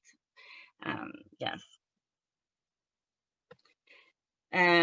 So, as you also know, probably Russian and Norwegian authorities have cooperated for quite some time on several nuclear issues, such as removing strontium batteries from lighthouses. You see this picture on the top right. And safety projects in nuclear power plants, and cleaning up in Andreva Bay. And I think it's necessary to point out that although we like that our governments cooperate, but it's like necessary to monitor and to get information out in the open. So in this picture of this, it looks like a rock band maybe, but it is a picture of Russian and Norwegian NGOs in Tromsø invited to participate in part of the annual meeting on the bilateral commission on nuclear safety. I think it's important to use these options we have for information and dialogue, even if they are not as they should be. Because we see that these cooperation projects are not only good. From our side, this moving, I mean, it's good that they cleaned up in Andreva Bay. It obviously needed cleaning. But I think this moving of the waste from the Murmansk region to Mayak, this is not a good solution. Obviously nothing, there is no such thing as a good solution for the nuclear waste, but I do think it would be less environmentally harmful if this waste were kept at the Kola Peninsula, closer to the Norwegian border, at least when it's shipped off to Mayak, where we don't know exact information, but we know that it has not been cleaned properly. It's like foreign countries can just say, it's away, it doesn't exist. So I think it would have been not so bad, at least like better at least if we kept it closer to us. And also, at least previously, the Norwegian support for safety measures at Kola nuclear power plant has been used as an argument for prolongation. So we urge our authorities to instead focus on the decommissioning, and also that when they talk with their with their Russian counterparts, they must say that the way the Russian authorities treat the Russian NGOs is not acceptable, and they must say that NGOs are an important part of decision-making procedures, and there should be openness. And to our knowledge, they at least say this, but I'm not sure how much the Russians hear about it. So now, the import on nuclear waste to Russia. So obviously, that this transport itself is a Norwegian concern, because often this transport will go along the Norwegian coast. And we have seen examples of transports with radioactive waste having had problems and needed help from the Coast Guard of Norway on their way back. Without the fuel this time, but accidents can happen. But even more important in this aspect, I think, was that several years ago came this proposal to ship off Norwegian waste to Russia. Not exactly the same as the German waste, but you might know that, I mean, since Norway had this research reactor quite early, we have a lot of experimental spent nuclear fuel that is unstable. And it needs to be stabilized in a way, but for political reasons, obviously, it couldn't be reprocessed in Sellafield, since we had so much, fights with the British on the Sellafield. So actually, Mayak was suggested as an option to sending the Norwegian spent nuclear fuel to Mayak, probably because it was, I mean, it seemed like an option, and it would go away. And back then, the Norwegian environmentalists strongly opposed and said very clearly that such a move is not acceptable. And we explained to them that would cause opposition. And since it is relevant for the Norwegian authorities whether there will be, strong oppositions towards such things, they kind of understood that this was not an option. So it's not yet decided what will happen with the experimental fuel. Hopefully, it will be stabilized in Sweden and then brought back to Norway. That's the best option so far. So to conclude, I believe it is important that environmental NGOs cooperate across borders. And I think there are several relevant topics for cooperation between Friends of the Earth Russia and Friends of the Earth Norway. So obviously, since we have different conditions, our organizations are different.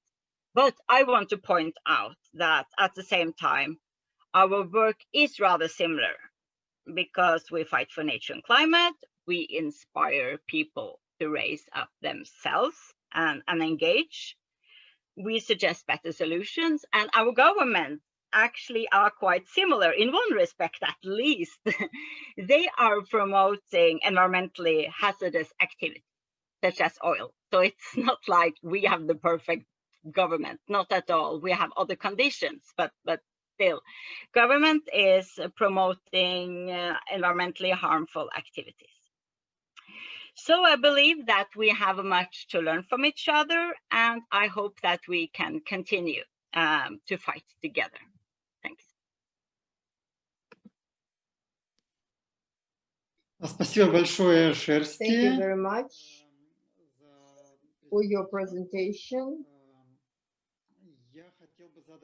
I would like to ask my first question. It might look to you and the colleagues quite strange, but I want to hear your answer. The question is,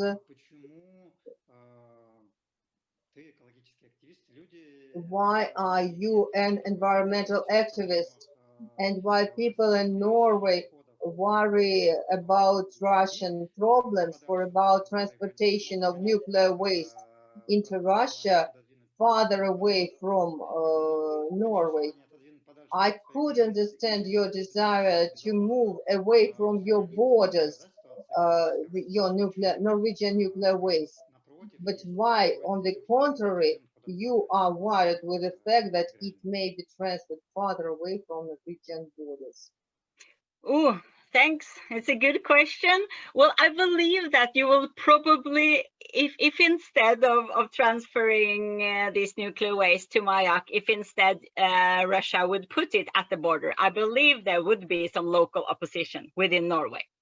So I'm not saying that everyone will do this, but from the point of environmental organizations, it's clearly sort of the right ethical choice to not just send things away. I mean, we know that transportation away is not the solution, and it's like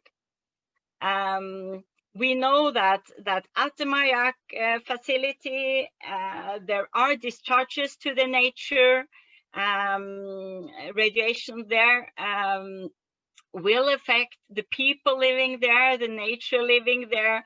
Just that it's far away doesn't mean that it's right. So I believe that is very important for environmentalists to have this sort of global approach. And of course, it's people will tend to think about their own children first. But I don't like Russian children to be harmed by radiation poisoning either.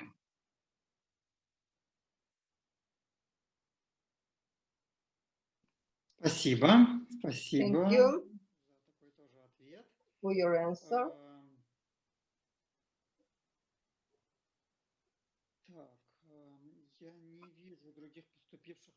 I don't see any other questions at the moment, but I see they're coming from other sources later. So thank you again, and we can go to our part with the general questions and comments. And if we have any particular questions for specific presenters, we'll ask them. So the first, I would like to inform you additionally from this is an innovation from Vladimir Chukrov.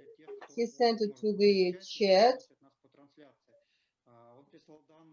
He sent data for the late 1990s.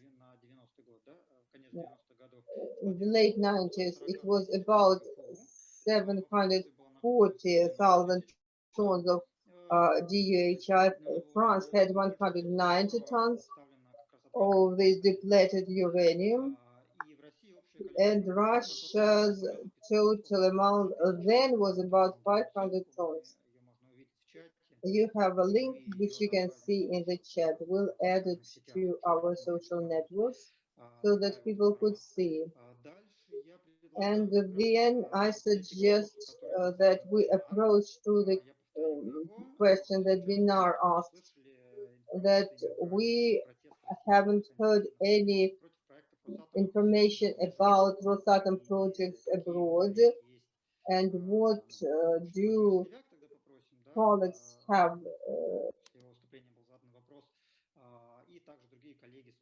what colleagues know about that? If anybody can tell us, please signal me to that you are ready to comment on this matter. Please.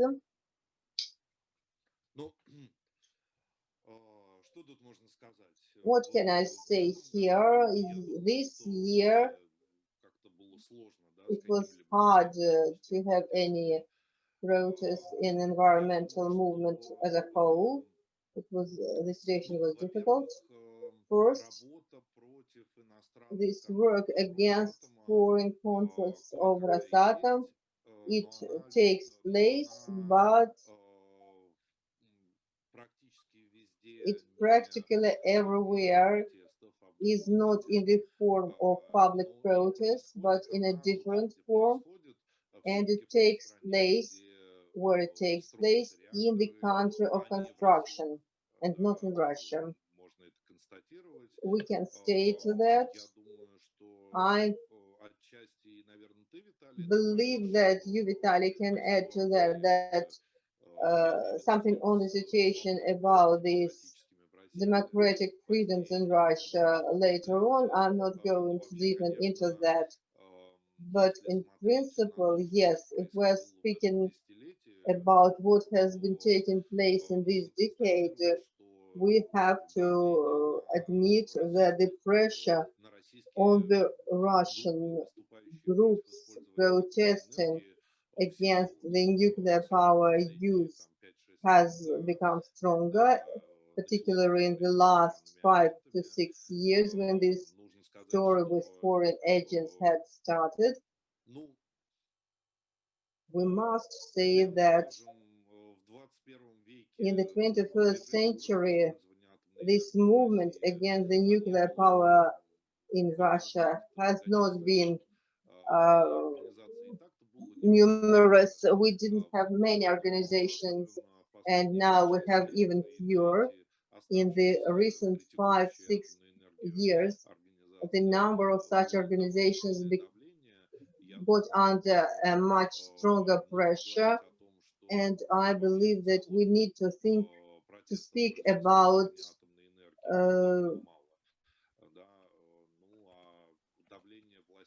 that the pressure of the government caused that the remaining organizations think more about how to survive rather than to protest. Though, along with that, we do have protests against the uranium tailings import both last year and this year. Thank you, Vladimir. I see the Ivan Kondratyev's hand. I would like to, maybe Vladimir was shy to say that he participated in the campaign against the Russian plant in the South African Republic, and we were quite successful in countering those attempts. Yes, in my opinion, we don't do enough to counter those projects. We can agree with that. We have to agree, and this is the situation. The situation for Russian anti-nuclear activists is pretty tough in Russia, but at the same time, I must say that we have colleagues, including those in Russia from Leningrad, the Leningrad region, who acted against the construction of the Rosatom project in Finland. And we also have colleagues who were very much against these Rosatom projects in Belarus. And myself and Andrei Kalevin, we worked with our colleagues in Bangladesh about the Rosatom project there. And in general, we're always ready to provide information about Rosatom and how it is dealing with the waste, and activists in Russia and other friends in the Asia Pacific region. So we can't say that there was nothing done, but that it is not enough. I agree, and I encourage to discuss this and think about this separately. We probably can establish a special anti-Rosatom coalition. We are going to speak about the regional presentations. Rosatom now is more than just a nuclear corporation, but it's now becoming a global threat. This was my comment, and now I believe that we have an answer to this question from Ivan Kondratyev. Thank you. I wanted to say that historically, the Soviet topic during the Soviet time, nuclear power production was considered as a very good and proper and right thing to do, creating lots of jobs. And as Greenpeace representative mentioned, this was about patriotism. And there is a whole generation for whom protests against the authorities and in this sphere was just like a crime. So this is psychologically remaining in public conscience, and any activities in this sphere is perceived by the people, if not as marginal, not as criminal, but as marginal. Every person with Soviet background has this something inside, and you have either to live that through. It's hard to get rid of that. Then the second aspect is that we have a very strong attitude towards people from abroad, to those who don't exist. Against, that's a consequence of our propaganda.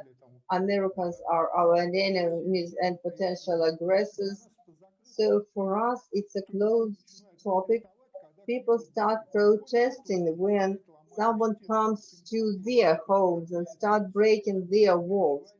Otherwise, no compassion, no understanding is in our people. And that's why all our activists, problems of our and partly foreign activists, we only fight for our kind of against our problems, and everything that's taken place abroad, it's very difficult for our people to perceive. For example, in the United States, they also have a huge amount of nuclear waste. They made a perfect deal, but it's hard to deal with them. But they don't respond to us. And so this is not only a Russian problem of Russian activists who don't protest against construction abroad. This problem is worldwide. Ivan, thank you. And I also have a comment from Pinar, please.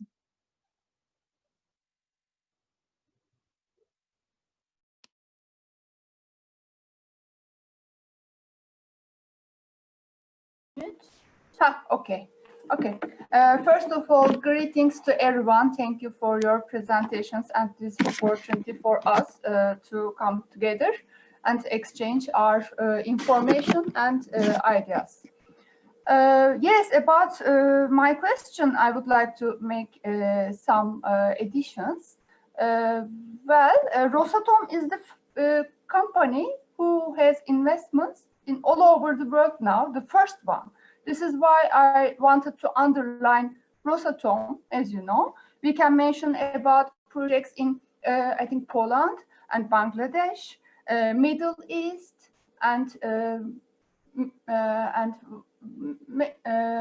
but these are very main ones.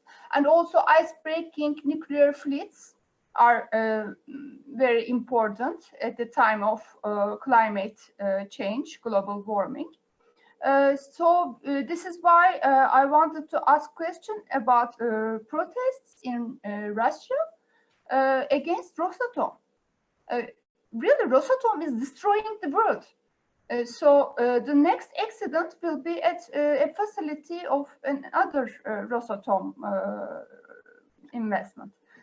So this is very important to start a solidarization with the other countries, with the groups of other countries. Especially Turkey is a good example because we are democratically under risk.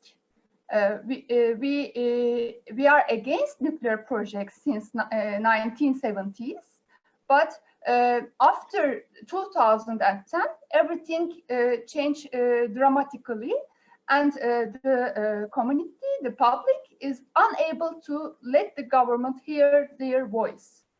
We are in a very risky situation now. So we need solidarity. Let me give you one example.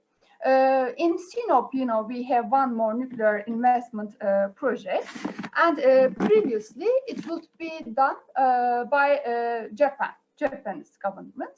International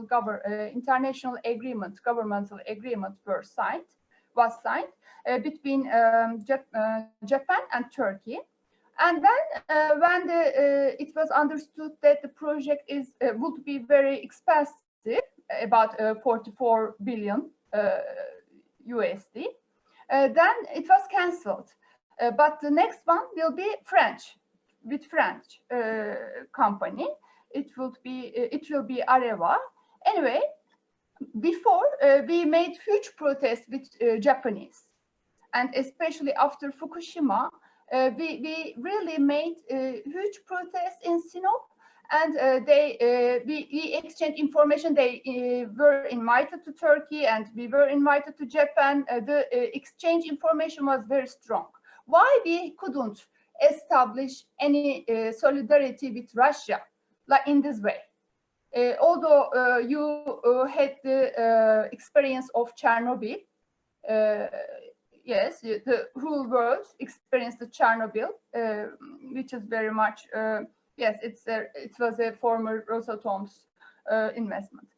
Well, anyway, but at present, we need your solidarity, I would like to say. The one we made with Japanese is a good example. And we had Andrei Osarovsky in Mersin. We invited him, and he talked. But it was the only event. We need more solidarity. In Akkuyu, we are very much alone.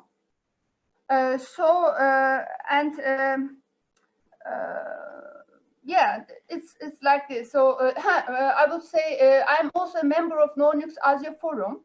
And there, Bangladesh. Bangladesh is an earthquake country. Turkey is an earthquake country. And Rosatom has investments in earthquake countries. So we signed a declaration at the end. And especially a company like Rosatom should never invest in countries who has earthquake risks, for example. We should also consider this. So please, let's establish our network. Yes, we have a network, but let's develop it. We really need your support. Thank you. Sorry for a long talk. Yes.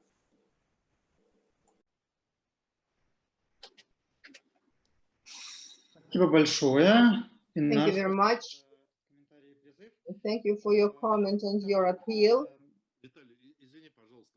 Sorry, may I make a short comment?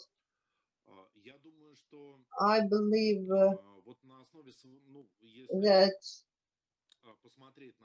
if we look at our past experience, we worked in various countries, including South Africa, where we managed to stop the construction of nuclear power plants, and they still don't construct anything, not only Rosatom, but other countries. Also, we need to understand, we must understand that to stop a project, we first,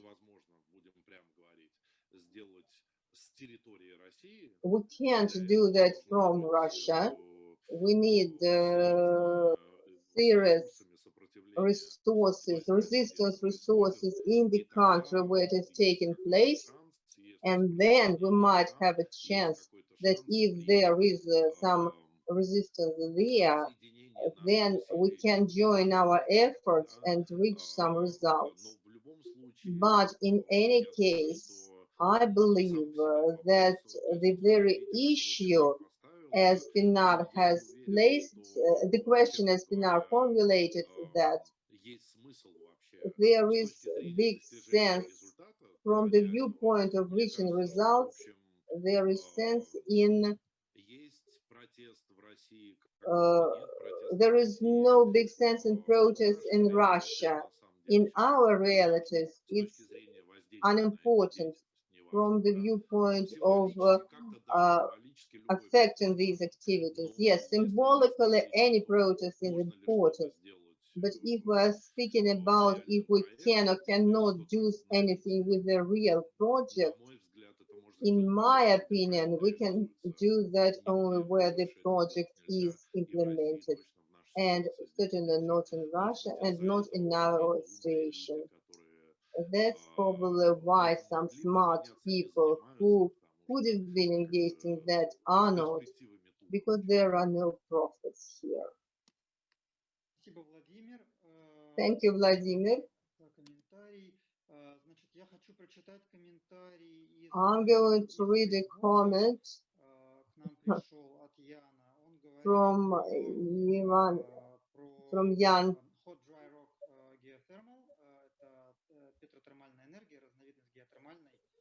About a type of geothermal energy.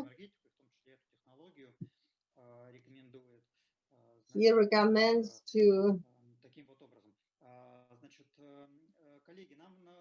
colleagues, we have to make a break here before the second part. I see some hands signaling me, and then in the second part, we'll get back to all additional issues. Let's make a 10-minute break, and at 12:35, we'll get back here to continue our second part. Thank you to everybody. We can make a small break. I wanted to start with a short introduction to tell you about what you are seeing now on the screen. All the report of the Russian Social and Ecological Union to Rosatom. It's called Anti-Nuclear Resistance in Russia, Problems, Protests and Reprisals. We have prepared it this fall and try to bring together here not only stories connected with nuclear power production and Rosatom activities in various Russian regions, but also about how local activists are countering these problems, speaking against them, and what pressure they experience in the course of their work.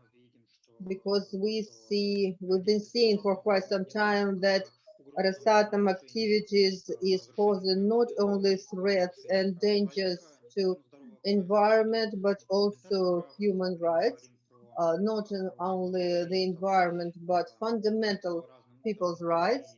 When we're speaking about activist activities in various areas, and in this report, you can see specific examples of such pressure against particular activists in their working in Russia. And also this report, its Russian part, its Russian version contains information how activists can get in touch with us, how we can help them. And we have even a more detailed information on our website.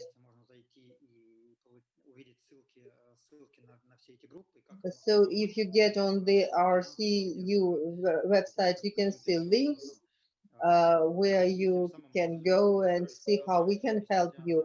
So we try to show that despite the pressure our nuclear activists experience in Russia, specifically in Russia, our work is going on, and the work of the groups who are against of all these Rosatom activities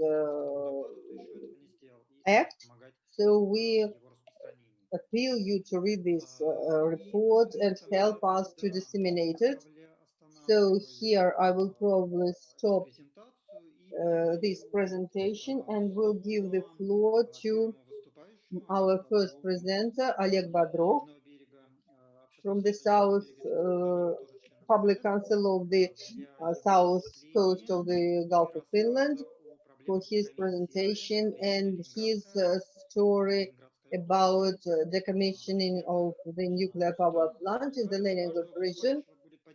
Oleg, please, each presenter will have 10 minutes. You can send your question to the chat, but we'll give answers to them in assembled manner. Dear colleagues, I hope you can see my first slide. Vitaly, please confirm that everything's okay. Is it okay? Yes, we can see you, dear colleagues. I want to start my presentation with a short information about the state of the nuclear power industry in Russia. The topic of decommissioning, I've been dealing with it for the last 17 years, since the oldest nuclear block of the Leningrad power plant has worked out its resource. Then we established an initiative group And then we established a decommission network. These times it is called Decomatum. It unites non-governmental organizations of various countries to accumulate this experience and use it for promoting safe decommissioning of the nuclear plants in Russia. So as of today, Russia has 11 nuclear power plants, and they have 40 energy blocks, including 3 of them do not generate already. They have been shut down, operate without generation. 29 blocks are working in the regime of resource expansion. This is nearly 3/3 of all blocks, and by the end of 2030, I mean in 10 years, 15 blocks will be finally shut down. Of those will be 14 uranium graphite blocks. So I am stating that in the nearest 10 years, the theme of decommissioning of uranium plants in Russia will be essential, as well as treatment with the spent nuclear waste, spent nuclear fuel and nuclear waste. I've been living for 40 years on the coast of the Gulf of Finland. This is the area I'm most focusing on. This is the nuclear cluster on the south coast of the Gulf of Finland, which includes 6 operating reactors of high power pressure, including 2 oldest Chernobyl-type energy blocks that have been shut down, and they are at the stage of preparing for decommissioning. Also here we had 5 nuclear energy plants for experimenting with nuclear submarines. So altogether we have 11 reactors. Of those, one of the nuclear reactors for the nuclear submarines is under construction, and 2 blocks are scheduled for construction at the new Leningrad nuclear power plant. And also here to the right, I'm showing with the cursor, we have the storage for the spent nuclear fuel with approximately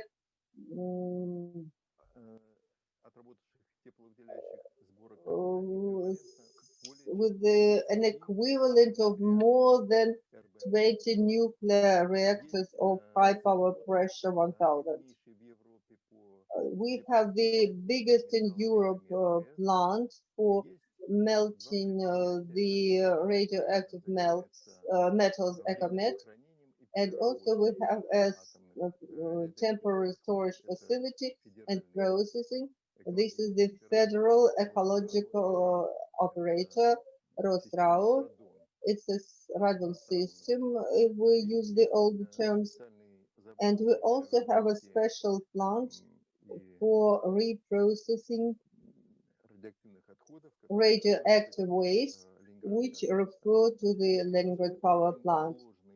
So this is a coal complex, a complicated one, at which we have decommissioning 2 power blocks of the Leningrad nuclear power plant and 1 military block, and so 1 is under construction. So it's a complex task to come up with a certain attitudes in regards of the safety of this area, and of course the specificity of these blocks, of the decommissioned blocks. So this is the first in Russia experience of this group decommissioning. And also we have here an experimental demonstration center, and it's quite an expensive pleasure. So according to the information from Rosenergy, the exploiting organization of our Leningrad power plant, the program says that the cost will be about 64 billion rubles for 2 energy blocks, and we have 4 of them. But this is without solving the problems of the spent nuclear fuel. At the same time, we see much bigger figures explained for the Ignalina power station in Lithuania. There they speak about already 270 billion rubles, which means 3.6 times higher. And the whole decommissioning process will be accompanied with works will last for 42 years if we believe to official figures, and that will cost, according to official information, 128 billion rubles. But if we work, or it will be twice, 540 billion rubles, if we speak about storage. And this is not about the entire complex of work, but only about transportation of the spent nuclear fuel to the temporary storage in Zheleznogorsk. So it's a very serious, it's a grave matter, which will concern interests of not only citizens of Russia, but also citizens of the entire Baltic region, because the station is located on the Baltic Sea shore, and it uses its water for cooling the reactors.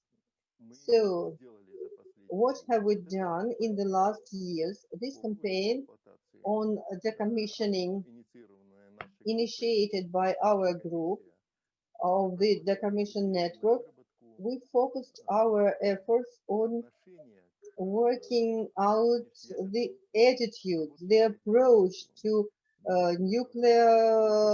spent nuclear fuel treatment. We worked out several principles. First, this waste should be stored where it was produced. Any transfer to other regions can be held only on the basis of referendum.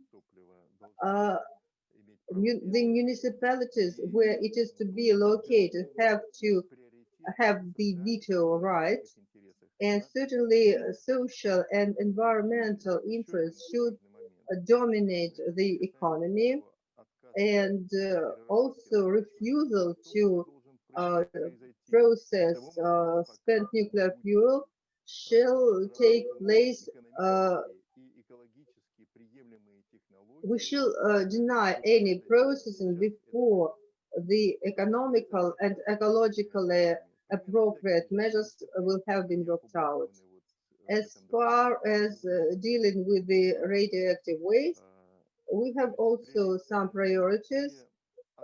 So all waste shall stay in the region producing them, and it's necessary to deny the practice of burial storage. All barriers, safety barriers shall be provided, and monitoring shall be provided on a regular basis. So the generator of the waste shall pay for the storage, for this safe storage.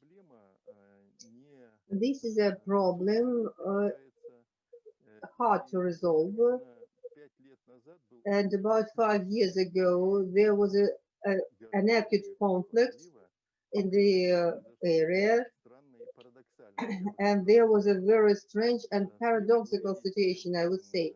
To the left you can see a picture of a group of State Duma members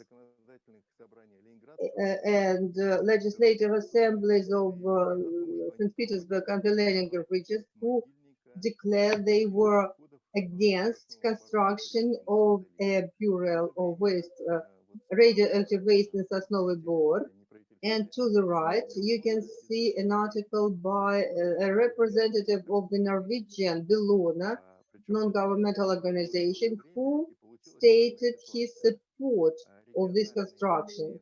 So we had a strange situation when regional and municipal non-governmental organization got into coalition with the legislative authorities, while a non-governmental organization supported this project.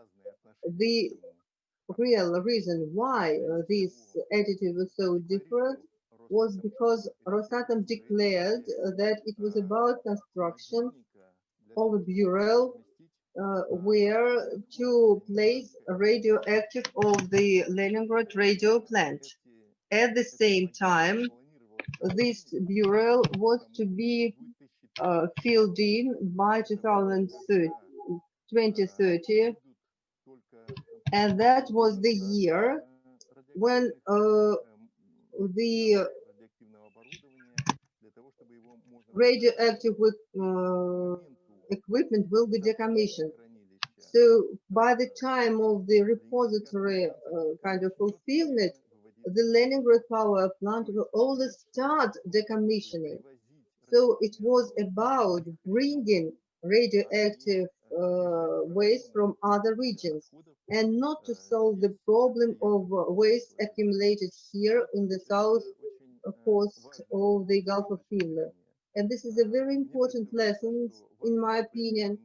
I believe that non-governmental organizations should be looking for coalitions with other non-governmental structures, not necessarily connected with nuclear power production. This could be environmental, human rights organizations,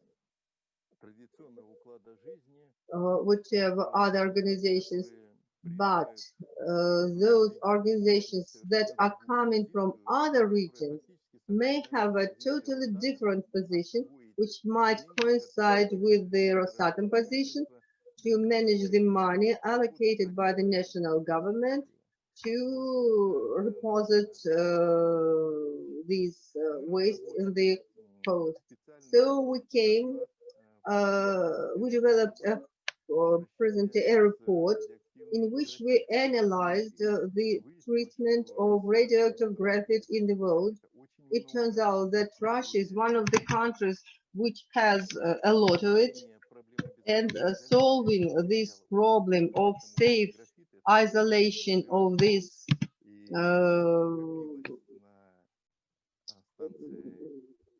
graphite is a carbon which has been accumulated in a huge amount in the at the Leningrad power plant and at other places, and the hazard of this radioactive carbon is that it gets included into the biological system and becomes part of genetic molecules, which poses serious risks for all living creatures and systems. It's known that during the testing of nuclear weapons in the atmosphere, specifically the emergence of radioactive carbon caused and that countries decided to cancel testing of radioactive weapons in the atmosphere. So presently, radioactive industry in the world has worked out such amount of this radioactive carbon that it's 3 times more than the radioactive carbon which emerged during the nuclear weapons tests. Right now, this radioactive carbon is in the solid state, and it's extremely important to, in the future, when solving its fate, we should act in such a way that in no way it could be emitted into the atmosphere. So we came up with special conclusions on the concept of decommissioning of the Leningrad power plant. We invited experts from the nuclear industry from Lithuania and Russia, and we came up with very specific recommendations which concern all interested parties. We feel it very important, and we're dealing with that, to come up with a special law which would provide with deeper involvement of local regions, of the public and legislative assemblies there, to take part in development plans on decommissioning and storing. So this bill has been developed and it's been approved by the Legislative Assembly of the Leningrad region. And now we're trying to make this bill become a law.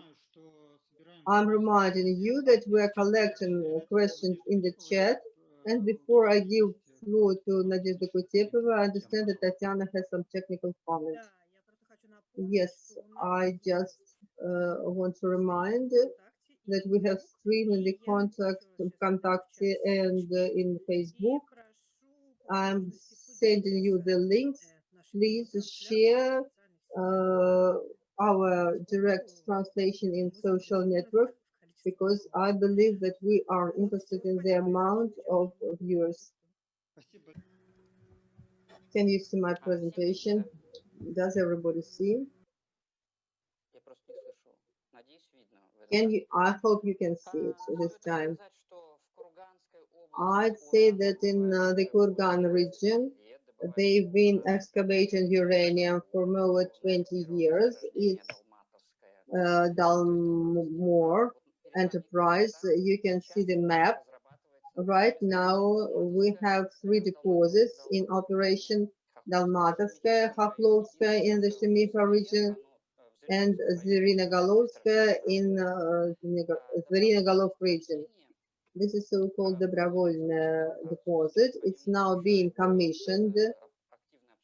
We still have active public discussion on, and that's why we started our activities, because it's a hazardous deposit. It's on the Tobol River. You can see the map, and also all these gray branches. These are uranium branches under the surface. You can see that the entire region is full of those. So small prehistory, the Dalur company, all our campaigns started that Dalur initiated this development of the Dobrovolny deposit on the Tobol River. All scientists who were coming up with expert examination claimed that it was dangerous, it was hazardous, because it's in the area of high pressure groundwaters and in the flood zones. You know, there is a document there for Kurgan.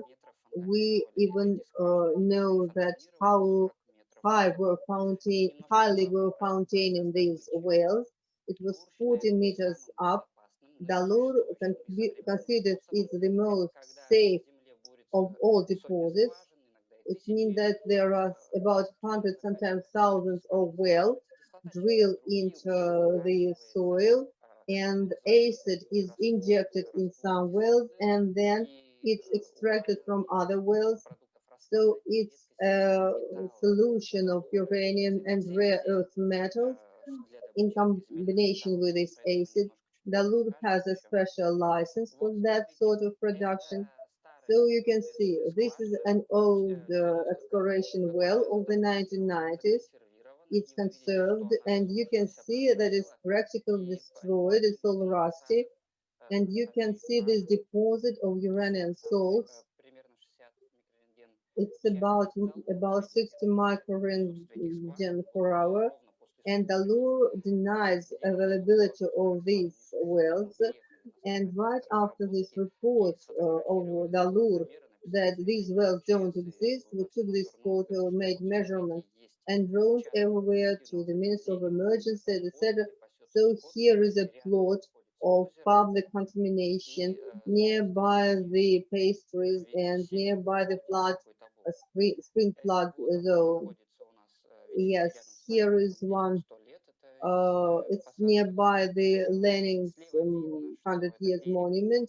You can see that it's the shore of the lake where this tabole floods is floods from tabole, sediments from tabole floods in some deposit. So we should tell about the hearings. Dalur holds them in a very interesting manner. In all three areas of excavation, they would find the smallest municipalities with population about like 100 residents, and they bring their employees there in such vehicles for them to vote for their enterprises. Local people are not informed. This information about the hearings is published only in the Moscow newspaper and, as they claim, on the website of the local administration. But local residents even don't know about the existence of this website. You can see the people present at every hearing. They come to every hearing and pretend they are local residents. These hearings are taking place the latest time. We are making them the most public we can. So last times we had them in a different format. Local residents were absolutely against such hazardous development of uranium. Our area is absolute champion in the death rate of oncology diseases. People in the city of Shumika, after the uranium company started working there, they have radiation in their wells, so they have better activity in their drinking water wells and alpha activity. So this is already not secondary uranium products, but uranium per se. You can see that we have all these documents published in our materials. After these hearings, we always go with our dosimeters to look for the slots with radioactive contamination. In Dalmatia, we found it right in the forest. We just took a walk. This development isn't at all anyhow fenced. So there is this marking as Dalur, and here we found our first plot of radioactive contamination. It was 0.79 meter per hour. We wrote it to Dalur and to the Minister of Emergency. We found it right under the pipe with a productive solution. There is nothing growing there and just a block of an employee there. The next we also found in the Zenigolovsky region where Dalur claimed there are no wells, and here is Shumiha. It's pretty close to the city, and they have this deposit developing, and the capacity is increasing. Another field is given to Dalur for the development. Here is our statement, what we have found, and we found a great report answer. The Minister of Emergency reported that they made a verification expedition and they found nothing. They were measuring the background level in the air, and they even did not indicate it where. So we understood that we had to go there again to make measurements again and just bring our local officials there. So we started our new re-inspection of the area, and we found this bitter truth that next to every well we found large plots of several tens of square meters of burnt out land where nothing grows, where we see sediments of uranium salt and big background of radioactive irradiation. That's how a well looks. You can just see that the solution is leaking out of it and getting dry. So you can see even more horrifying pictures of these huge plots of land where we're measuring and You can see that nothing is growing, even small trees are fallen down and eaten out by all this. That's how Uranium Enterprise is running its excavation. And there are no barriers, no fences, no indications about the hazard, about these activities. You don't see any indications. I told you that we found that leakage and they had an indication it was Dalur's activities. And since then, Dalur just removed all indications, all signs, or I don't know why they removed. So here we're showing that it has 6 microsieverts per hour, and this on the soil of these burnt out plots, it's like up to 4, and the background is 0.06 microsieverts per hour. We have a good report about this burnt out by radiation land. You can watch this video. It's an 11-minute video, very well filmed. And when we were running our inspection, we saw an employee of Dalur passing by, and we told him that here we have a leakage and here is this kind of violations, and this guy called for the security services, and they pushed us out of that plot. So they stated that Dalur cannot operate without leaks and contamination. But the major problems occur after the company goes away, because we will get after that not a green land, but the absolutely destroyed wildernesses, which covered with uranium pollution. Right now, they are going to move to their major development site to the river of Tabol, and further on, those leaks could run into the Tabol River and get into our tanks, because Tabol is the source of drinking water for the city. And this uranium, which is developed in our area, is they used to be positioned themselves that they were working for the sake of the city, that's for our defense, for the nuclear protection of our country. And we made an investigation where we proved that all this uranium, it goes for sale to Western countries, to India, as nuclear fuel. This is all exported under the personal permission of Dmitry Medvedev through the company he's affiliated with. We are showing here what they are excavating uranium in the Kurgan region. This company is exempted from paying into the region. They found a special investment site so that they don't pay any taxes into our regional budget. And what else? Dalur, they have some violations with their license. This Dalmatovsk deposit and their works, they eliminated excavation of rare earth metals from their license, but they are going to produce them anyway.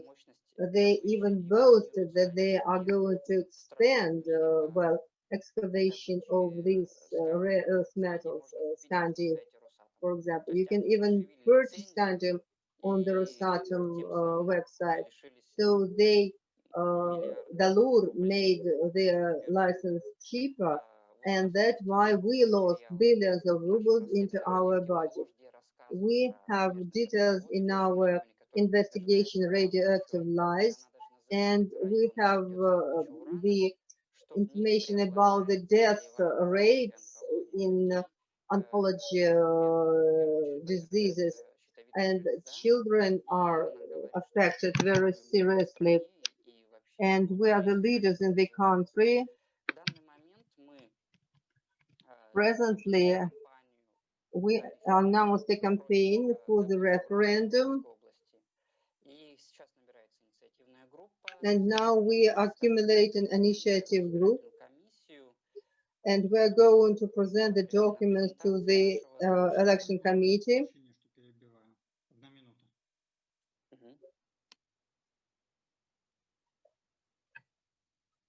Okay.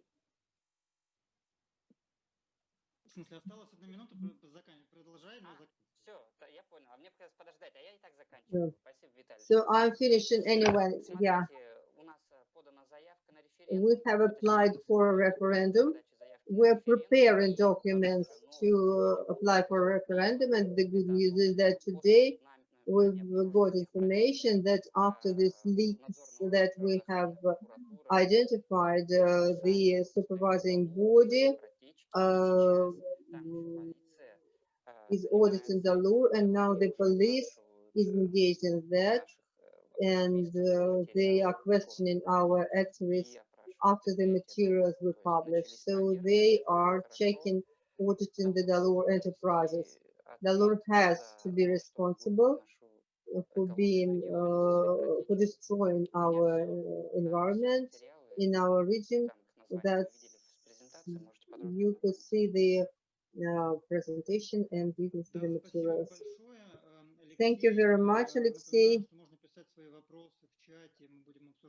You can write your questions in the chat. We will be discussing this later on. So I'm asking our next presenter.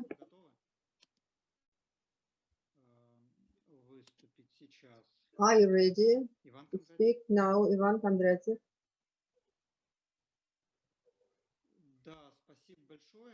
Yes.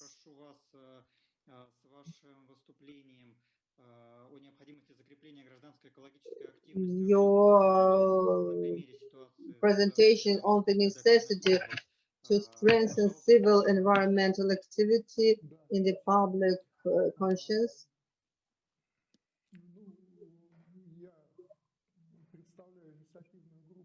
I represent an initiative group of Moscow citizens from the southeastern district, but against construction of the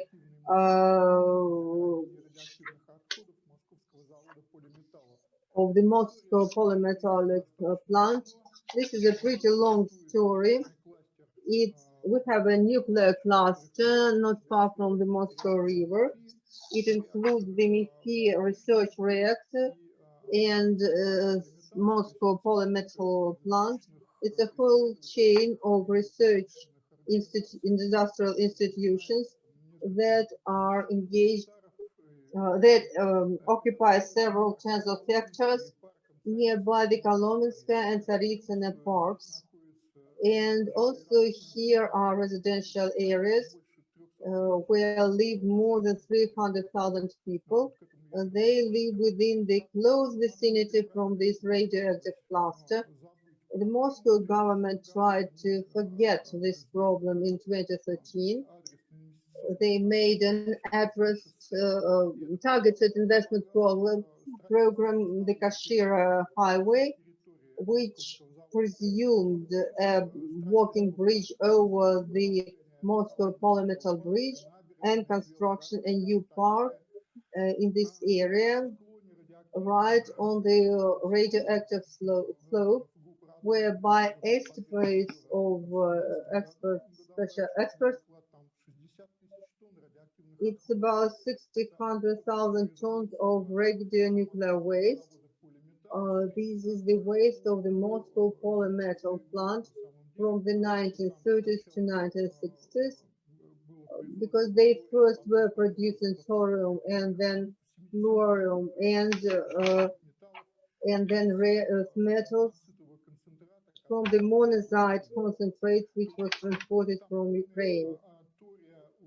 Besides the thorium, uranium, and other products of decay, they also have toxic chemical waste, and a huge amount of the waste of the rare earth metals productions, and that has all been deposited in the beaches all over the area. In those years, it was not anyhow perceived as something extraordinary or something very special. But nevertheless, in our days, people got concerned with that, local residents, citizens with this construction. They got concerned that in the process of constructions, everything will be emitted into the air. People run their campaign. We have several initiative groups, and we have several websites. And I'm going to speak not about the problem per se, but as a problem, as our activities, how we were covering this program, who we were communicating with. So I'm going to speak about some generic issues. After the 2 years of our withstanding, we can formulate them already. We made a website which is called rawmdp.ru. We established several pages in the website, helped with the production of information products. We applied to public organizations abroad, and we applied to the embassies and people who live here in Moscow and who can also be affected with the radioactive dust. So practically, people there remove the lid blocking radioactive waste. They they removed it, and all this radioactive dust, chemical and toxic, is out now. It's mixing with the Moscow river waters. It's 12 kilometers away from the Kremlin. You can see the Instagram. Yes, we are against the chord.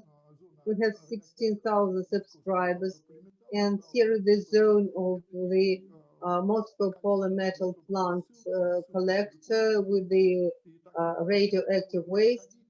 So you can come here, see in what social networks you can see links with this website. We have the maximum of information accumulated here, and in the social networks we also have these things updated. And second point is that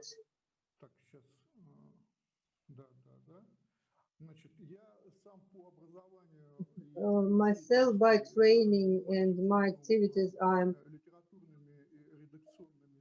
engaged in literature and editorials. I used to have myself a publishing house,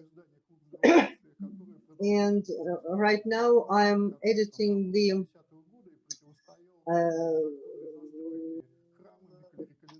our foundation was against illegal development of churches and other facilities.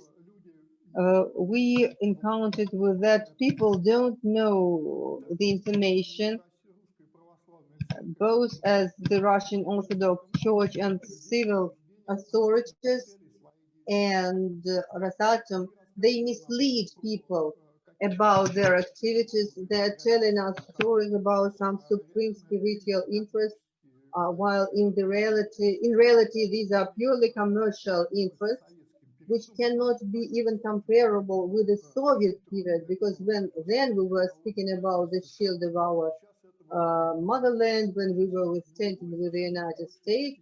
Nowadays it's mostly about the commerce and internal demands.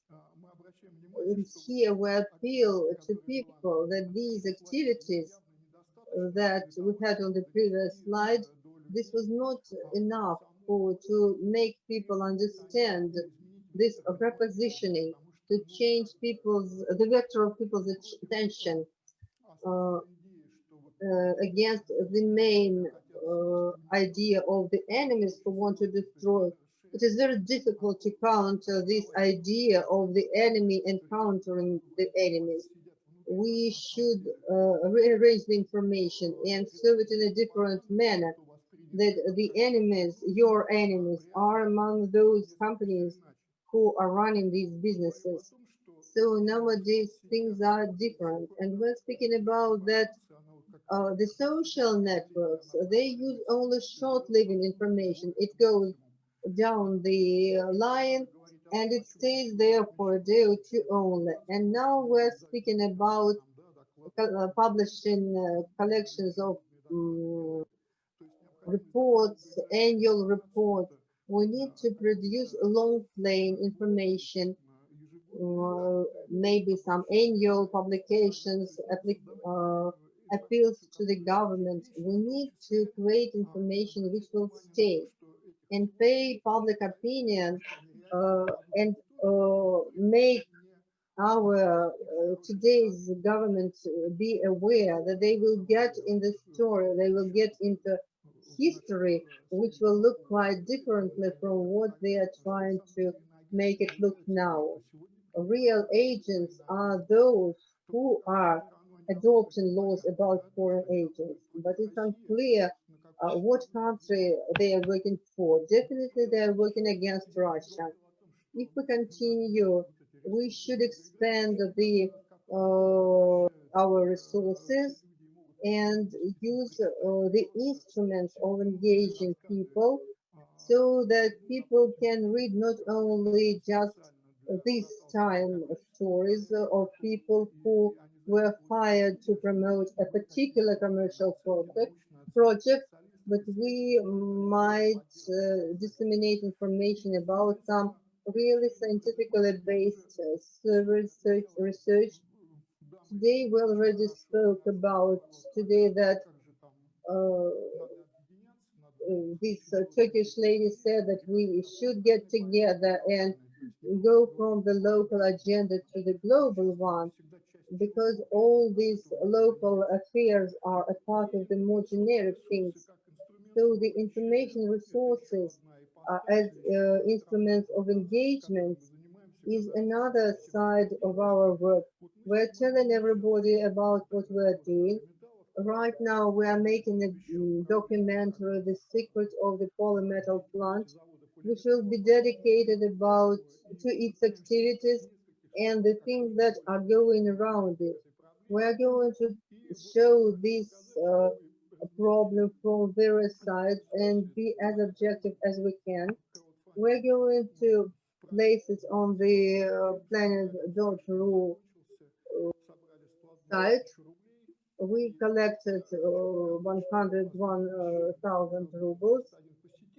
We had 2,300 visitors right on the website. These instruments allow us to engage broader circles of people into these problems and turn their attention, focus them on the propaganda, which is forcing us to think in a particular way, to make people understand things and to realize what is going around. I believe what our non-governmental organizations should engage people into long-term projects. Once, well, the Yabloko Party was trying to do that. Right now, I can see that the Moscow government made use of those gaps in the public activities, and now they are trying to. It's hard for me to make any judgment why is it so, but as I see it now, people who are against the kind of uncontrolled activities of the local authorities get more active. We need to raise long-term issues, especially in the nuclear power production, because processes there are long-lasting, going on for decades and even hundreds of years. That's basically what I wanted to say. Only about 2 words about the human rights.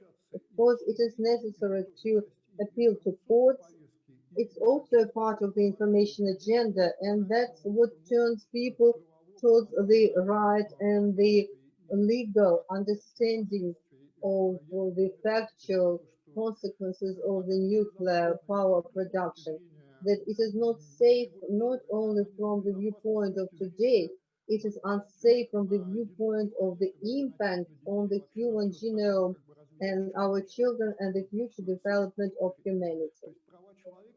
Human rights here are connected, have global scale, and probably we should engage local and federal legislative initiatives, and specifically myself on Iowa applications. I would say that we need to fix all our activities with the executive bodies. It's not with standing with Rosatom or particular another structure. This is about a more general things. I can tell you that the Russian government, Russian state will come up with several new structures. They brought in like 6 structures into one, and then they will distribute them back into 6. So we should count not with Rosatom as such, but with our bad habit not to neglect the problems that occur in where we live. Thank you, Ivan. What about Albert Garapov? Come up with his presentation. Albert? Yes. So now we have Albert Garapov's presentation from Tatarstan. So it's irradiation of agricultural products and the contamination of silt fields of discharge sewage. Will it be your presentation or you'll be just speaking? Why don't we see it? I turned on presentation. Okay. Here we are.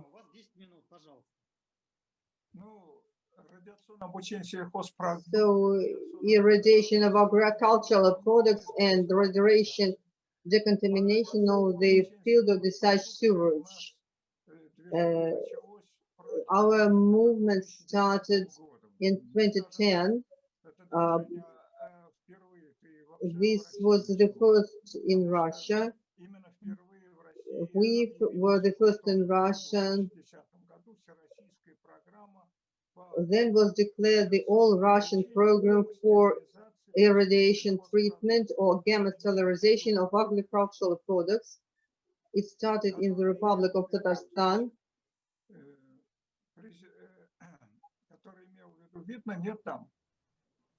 Can you see it?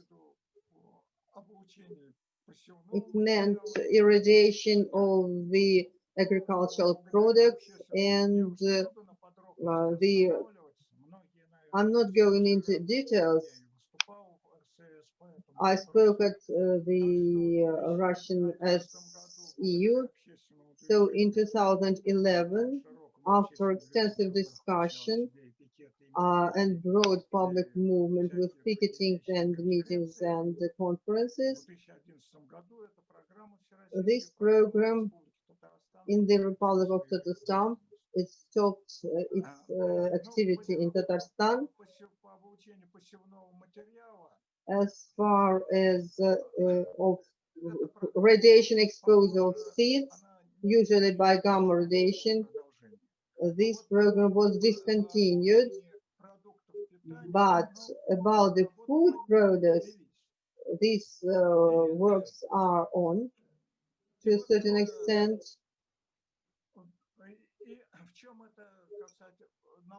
What is it about? I'm going to remind you. So the food products, starting with berries and up to fish and meat, it was irradiated. Under the program, it should be gamma radiation to keep it longer. for additional period of time for up to 2 weeks, for example, to extend their shelf life. If we're speaking about Victoria strawberries, for example. This scheme shows that all bacteria are destroyed, etc. But on the left, you see this sign, which means, which is to show that the product was irradiated. We keep working in this area, and why we were against of this radiation exposure of food, it certainly is very much in the interest of sales networks, because the shelf life goes longer, but there appear radiotoxins and free radicals, because they have lead to the formation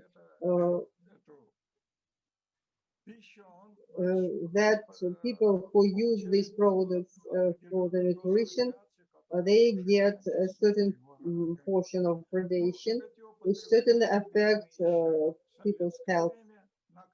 These experiments took place during the Soviet time, that particular rats were fed with the, so that's why that mice were dying, were sick, had lethal mutations of their reproduction cells, and thus they were kind of dying early. There were also other experiments with rats. The materials were published in serious magazines, Bulletin of the Experimental Biology of the Russian Academy of Science, etc. And the results were very similar. The rats had pathomorphology of rat kidneys and mutations. And here is the danger of using these products that were subject to radiation. But the works in this direction never stopped. In 2017,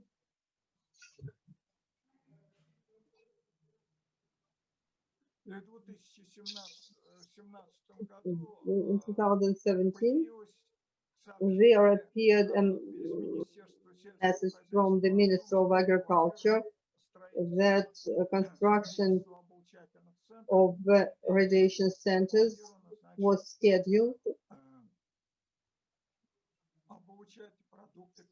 and the food products were to be subject to radiation.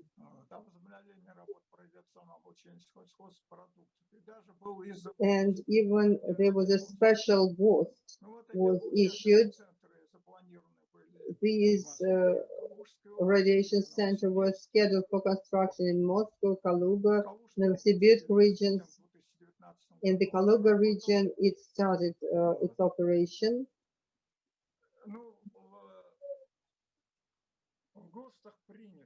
The ghosts adopted the products that underwent irradiation should be marked with a rainbow symbol. But this mark, it is, you can't see it anywhere. Though lots of products, especially coming from abroad, were subject. These citruses from Turkey, for example, from China. So these GOST requirements are not implemented. So that's direct violation of the law, because consumers cannot choose between radiated and not radiated products. We held a number of conferences and meetings with the requirement to cancel irradiation of the food products and to label correspondingly food products imported from abroad. On April 13th, it seemed, or this year, this last year, a complaint for placing radar sign on irradiated probes was raised at the all-Russian level by broadcasting on Russian television in the program called the Red Apples. The participants demanded marking the radiated products with a radar label. Participants required marking irradiated products with radar mark, but despite the public demands and the scientists' demands, there was nobody speaking against this labeling. But despite that, those labels still have not appeared. And the majority of speakers were against the technology per se. But the lobbyists of this technology, who include the producers of the apparatus and their sales network, they would not stop. By the way, this show, there was retail networks like Magnet, Peterочка were to take part in that show. About like 5 of them, and nobody showed up.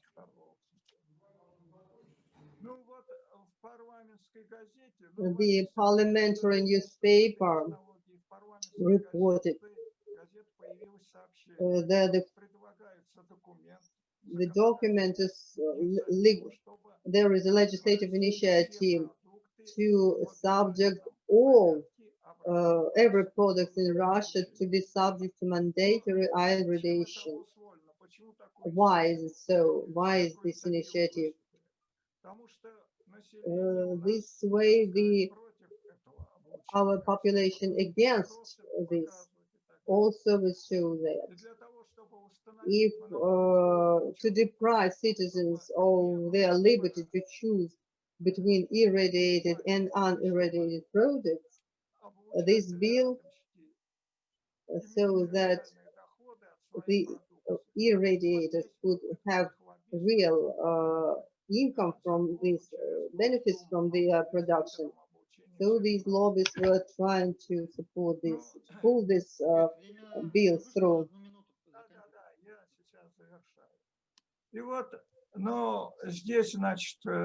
Here we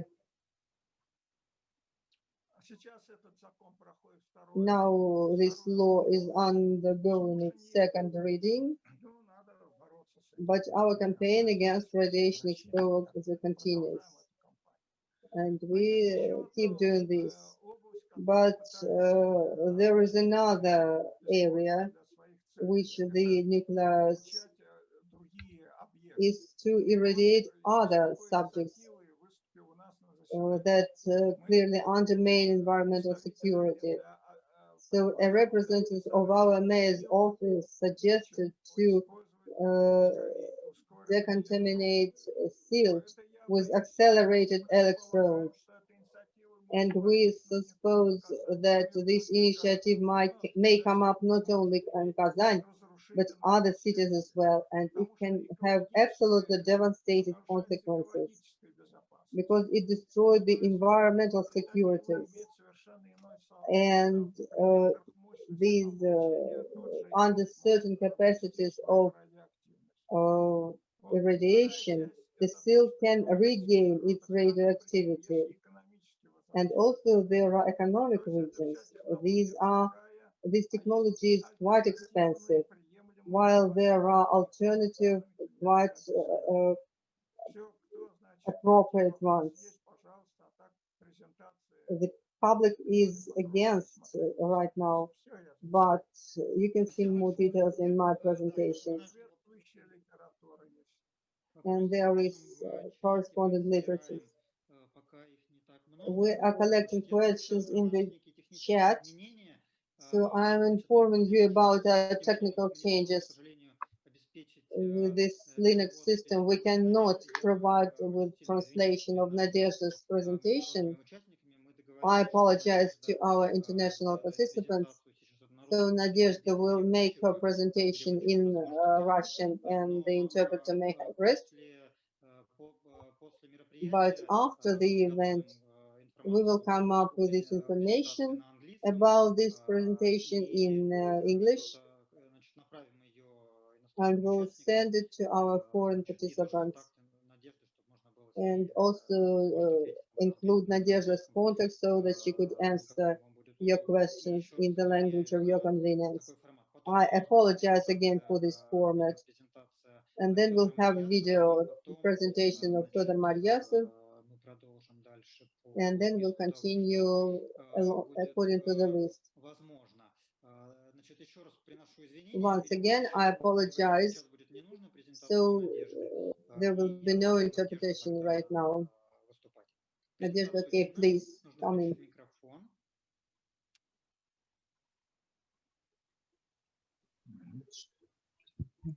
Пока микрофон выключен.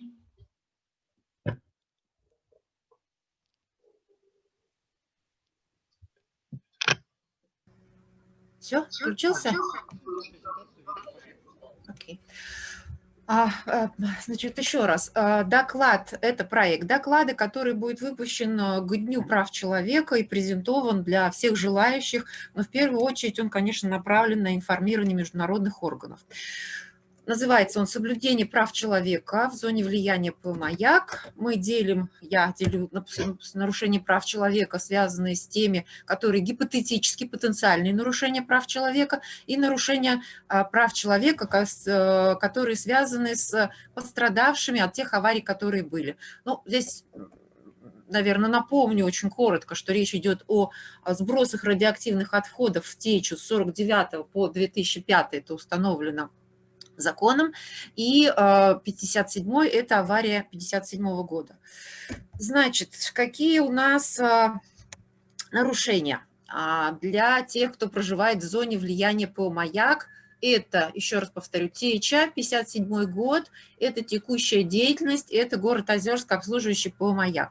Первое – это отказ в реализации права на возмещение вреда для жителей 6 деревень. Вот внизу слайда видите 6 деревень. В 2008 году посчитал Роспотребнадзор, что люди эти получили свыше 35 сантизивер и свыше 7 сантизивер. Те деревни, которые на сегодня включены в закон, они все ниже этой дозы, но тем не менее с 2008 года государство и вообще никакие органы ничего не сделали с тем, чтобы люди, проживавшие там, начали получать льготы, то есть были включены в закон.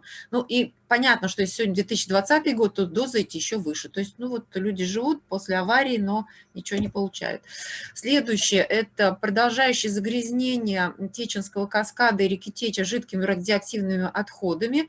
То есть в 2010 году Маяк перевел все свои водоемы в категорию технический и, так сказать, совершенно законно сбрасывает туда отходы. А по поводу реки Теча, несмотря на то, что Маяк продолжает отрицать туда сбросы, мы знаем, что отходы поступают в Течу по обводным каналам, и плюс еще вот Андрей Талевлин, наш очень известный из Челябинской области, открыл, что Маяк получил разрешение у правительства Челябинской области на сброс отходов непосредственно в Течу. Следующее – это отказ в информировании граждан о радиационной опасности. Очень такая громкая фраза. На самом деле это выражается все в том, что, как вы знаете, вдоль реки Теча практически отсутствуют знаки радиационной опасности. Во всяком случае, на территории населенных пунктов они либо очень находятся в деградированном состоянии, либо отсутствуют совсем. Но вот положительная новость, в конце я вам покажу фотографии, мне прислали на прошлой неделе, что наши многолетние мольбы услышаны, и в районе села Теча новые знаки сейчас устанавливаются. Тем не менее, Бродокалмак, Русская Теча, Нижнепетропавловская знаков нет. И это называется отказ в информировании о радиационной опасности. Новая тема, значит, вот Озерский городской округ, это территория, на которой находится производственное объединение «Маяк». Один из населенных пунктов – это поселок Новогорный, который прилегает непосредственно к плутониевому заводу, 20-й завод. И вот в поселке Новогорном при реализации коммерческих проектов, не связанных с основной деятельностью, производится вырубка зеленых насаждений фактически на территории, прилегающей к 20-му заводу, а эта территория, по данным Росгидромета, загрязнена плутонием, и загрязнение это в несколько раз выше Норм по отселению. Конечно, Новогорный, поскольку это Зато-Озерск никто трогать не будет, но тем не менее, я считаю это нарушением прав человека. Озеро Карачай. Значит, озеро Карачай у нас никуда не делось. Вы знаете, это озеро, в которое сливали среднеактивные радиоактивные отходы. В 2015 году было объявлено, что оно засыпано и стало подземным озером. Подземный ореол сегодня составляет 20 квадратных километров. В документе официальном, договоре по «Маяк» 2019 года, где они просят 130 миллионов рублей для того, чтобы организовать мониторинг, написано, что существует высокая вероятность прорыва водоема в открытую гидрографическую сеть.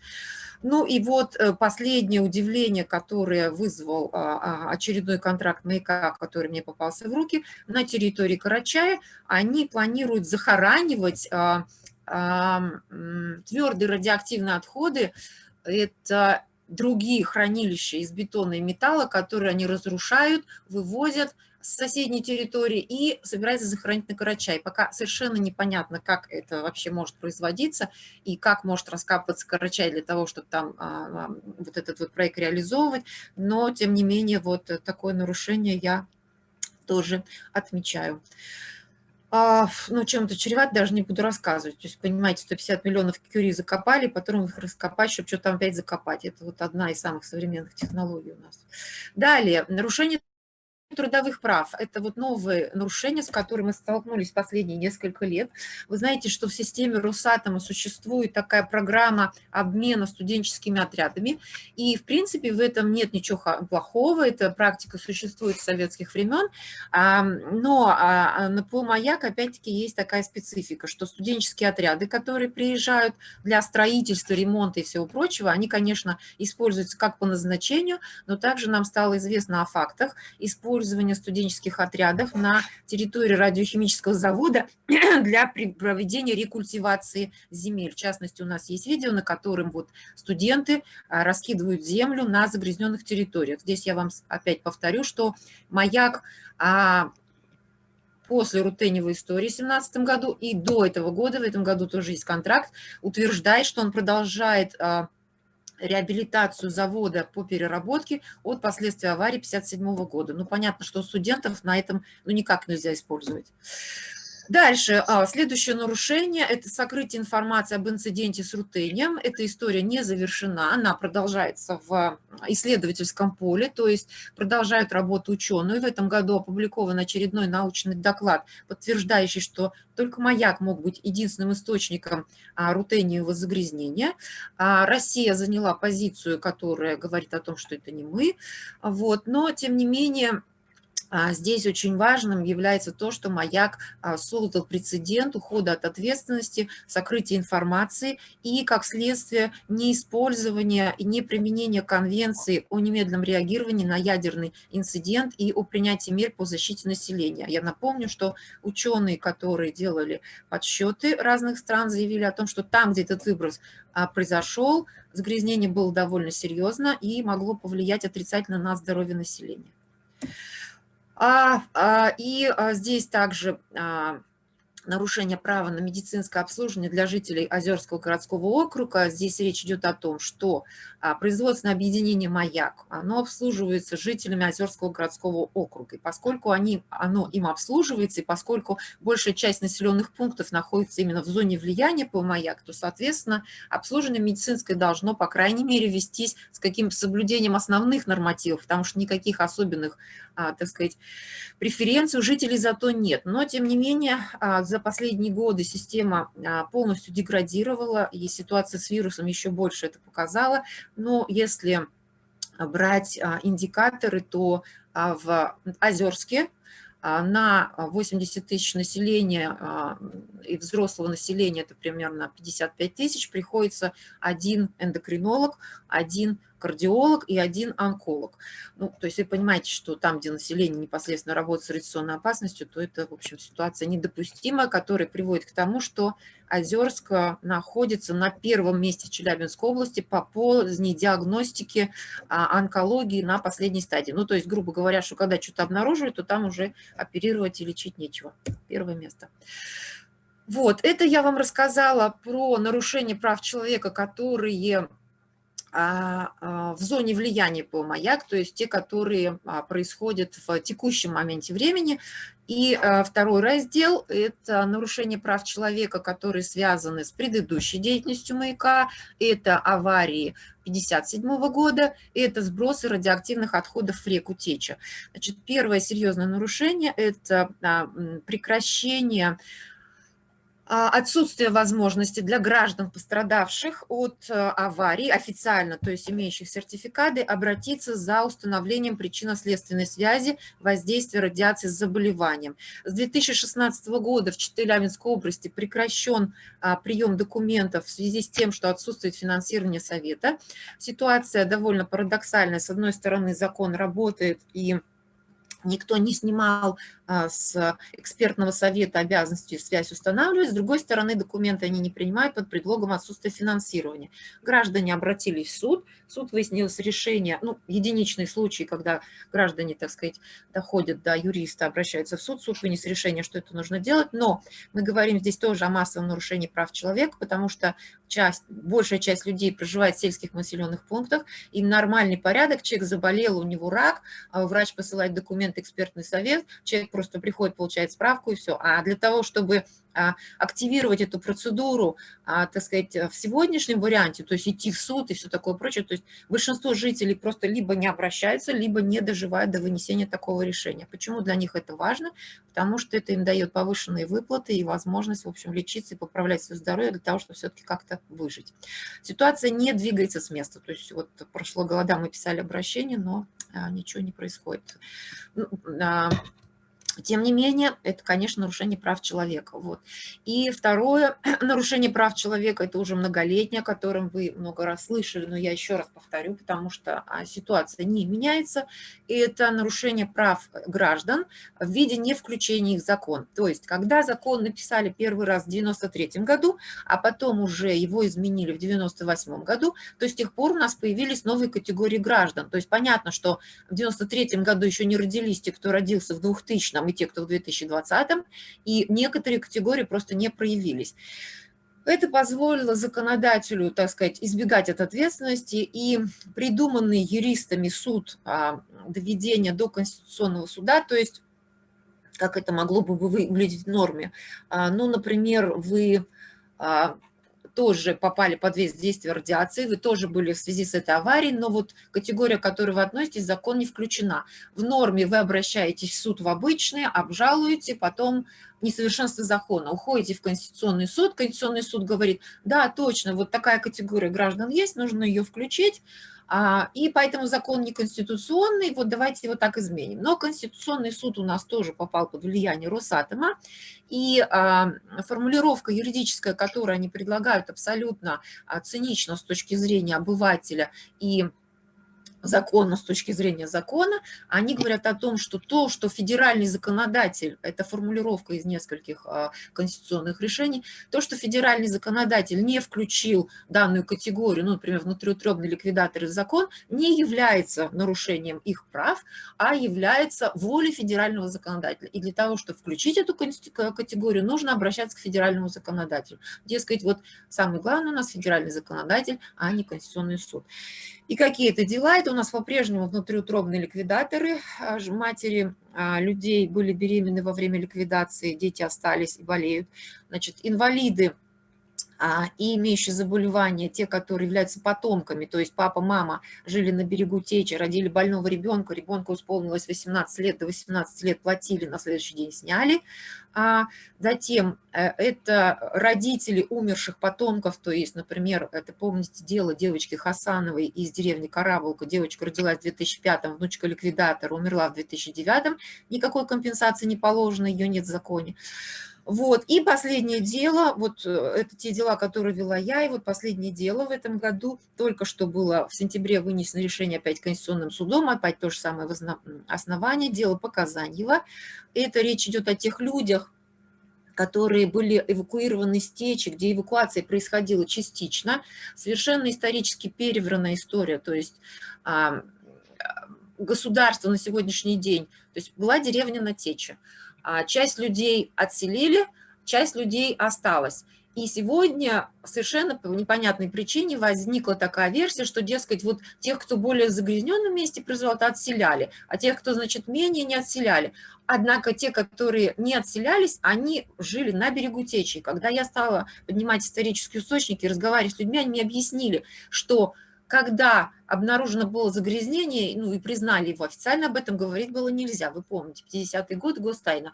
Значит, и тогда людям стали говорить, что здесь грязно, уезжайте, вот как бы предлагали им отселяться. Но у многих людей не было денег на отселение, и поэтому в списке включили малоимущих, то есть тех, которые могли претендовать на отселение в 50-е годы за счет там горисполкома, облсполкома, не знаю кого, а всем остальным предложили добровольно. И сейчас получается, что те, кого отселили за счет государства, они еще и в приоритете, потому что они получают выплаты. А те, которые уехали из-за здравого смысла сами, они, дескать, их не надо было переселять, и они остались. И вот Конституционный суд опять у нас сказал, идите, в общем, раньше посылали на 3 буквы, а теперь посылают в Государственную Думу, что, в принципе, то же самое. Вот. И 5-я категория, о которой довольно редко говорится, но которая тоже заслуживает внимания, потому что она, в общем, такая довольно самая безответная, потому что подчинена Росатому, это граждане, которые подверглись йодным выбросам в 50-е годы. Так, и вот хотела вам показать, значит, что у нас было со знаком. Я вам сказала, что наша с вами победа, надо обязательно это отметить, что мы, наконец, после 20 лет вышли на то, что у нас маяк установил знаки. Ну, вот это вот старые знаки. Вот в 2005 мы установили, в 2020 он вот стал таким. А вот сейчас, секунду, на прошлой неделе мне прислали фотографии, что маяк вдоль реки устанавливает новые знаки. Вот такая вот бригада работников маяка, которая вся, так сказать, хорошо экипированная, носит дозиметры, ставит вот такие вот знаки на реке Теча. По крайней мере, что-то серьезное, здесь есть знак радиационной опасности. Посмотрим, сколько они у нас простоят. И заканчиваю я чем? Значит, вот все мы с вами работаем не зря. И когда мы говорим о том, что будут последствия, конечно, последствия для здоровья неизбежны. И вот как квинтэссенция, уже вот в этом году в Челябинской области после аварии, после очередного юбилея 29 сентября была серия публикаций, ко мне обратилась женщина, вот вам, пожалуйста, последний, самый тяжелый случай, я думаю, что это первый опять случай, известный в мире, рождение у женщины-ликвидатора, правнука, то есть это 4-е поколение, с дефектами, наличие 6-го пальца с костным отростком, деформация ушной раковины. Ну, естественно, этой категории нет в законе, это первый известный случай. Сейчас мы занимаемся, процедуру запустили юридическую, я людям помогаю дистанционно, пытаемся установить связь, я буду держать вас в курсе. Доклад открытый, то есть, пожалуйста, если у вас предложения, замечания, что-то вы хотите еще включить, то буду рада выслушать. Благодарю.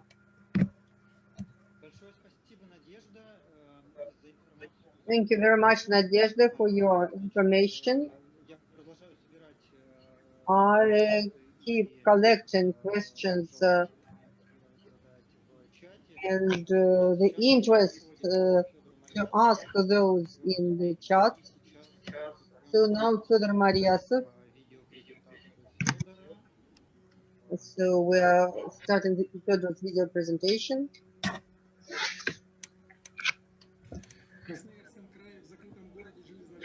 Состоявшись in the restricted action city of Zelenogorsk, the project on the creation of the federal point of deep geological repository for radioactive waste of first and second class of has been implemented.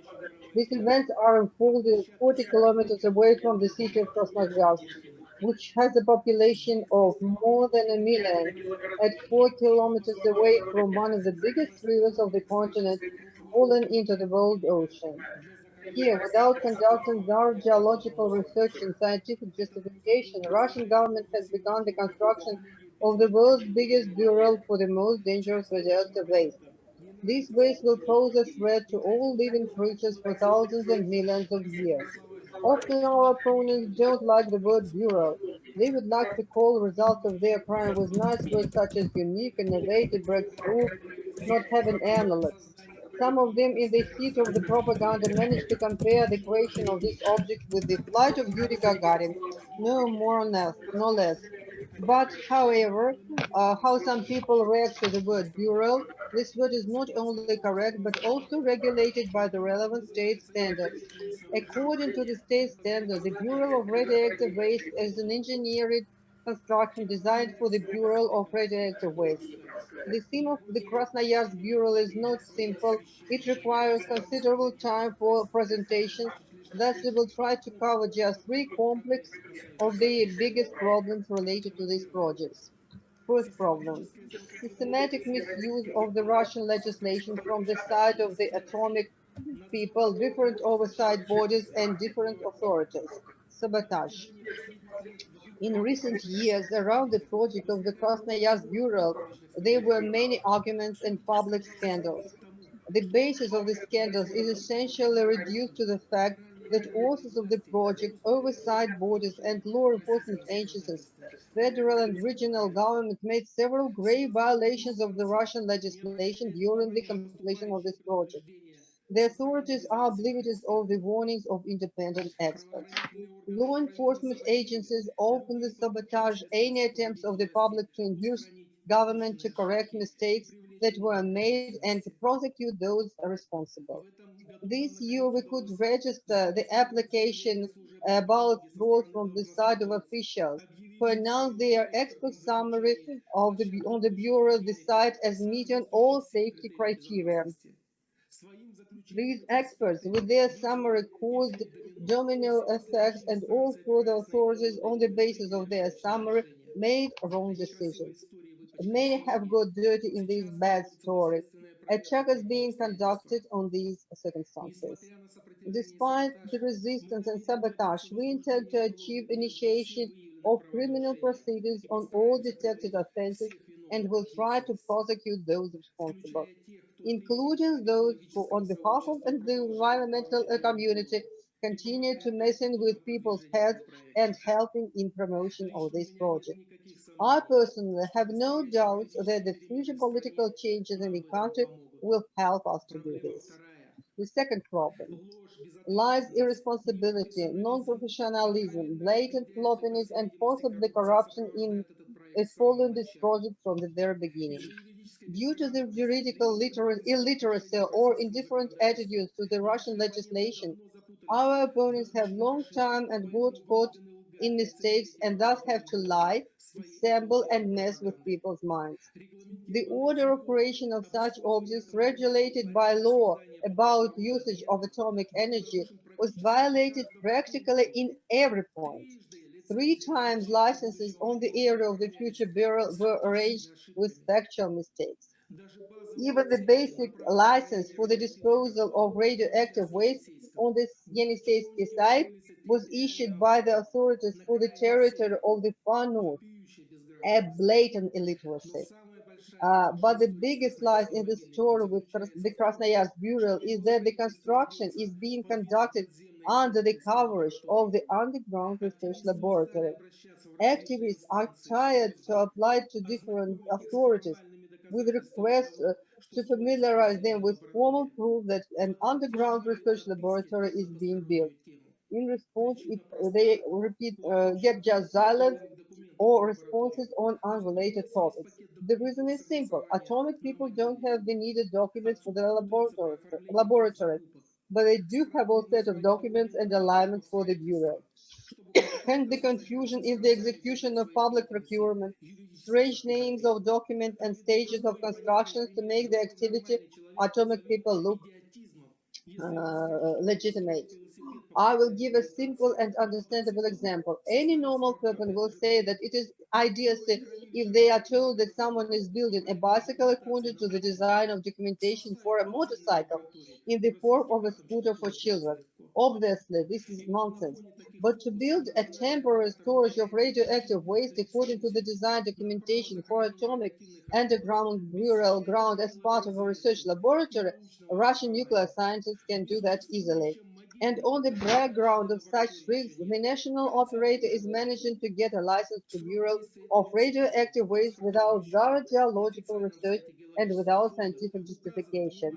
It's The duration of this license and the passport placed on the official website of the Geological Fund is given attention till the 31st December of 3000 a year, and perhaps so that nobody can ever know the truth. All of this circus is covered with a blanket of state secrets. In 2016, it was possible to get access to the project documentation. There is no such possibility now. The third problem. The object of Deep Geological Bureau of Radioactive Waste near Krasnoyarsk means new atomic power stations all over the world. The Saturn plans to build 40 reactors abroad. But this is just now. As a rule, they try to drag new players into the atomic club with the money of the Russian budget taxpayers. In this strategy, the Krasnoyarsk Bureau is considered as a key factor for expansion to get new players hooked on the atomic needs and struggle in a hug those who agree to get free cheese. In their public presentations, officials are not shy to call the Krasnoyarsk Bureau the competitive advantage over Saturn. That's why this object is being built in the double restricted area and under the covers of state secrecy. In such conditions, it's very convenient to conduct unsavory business. Conclusions. The construction of so-called underground laboratories should be stopped.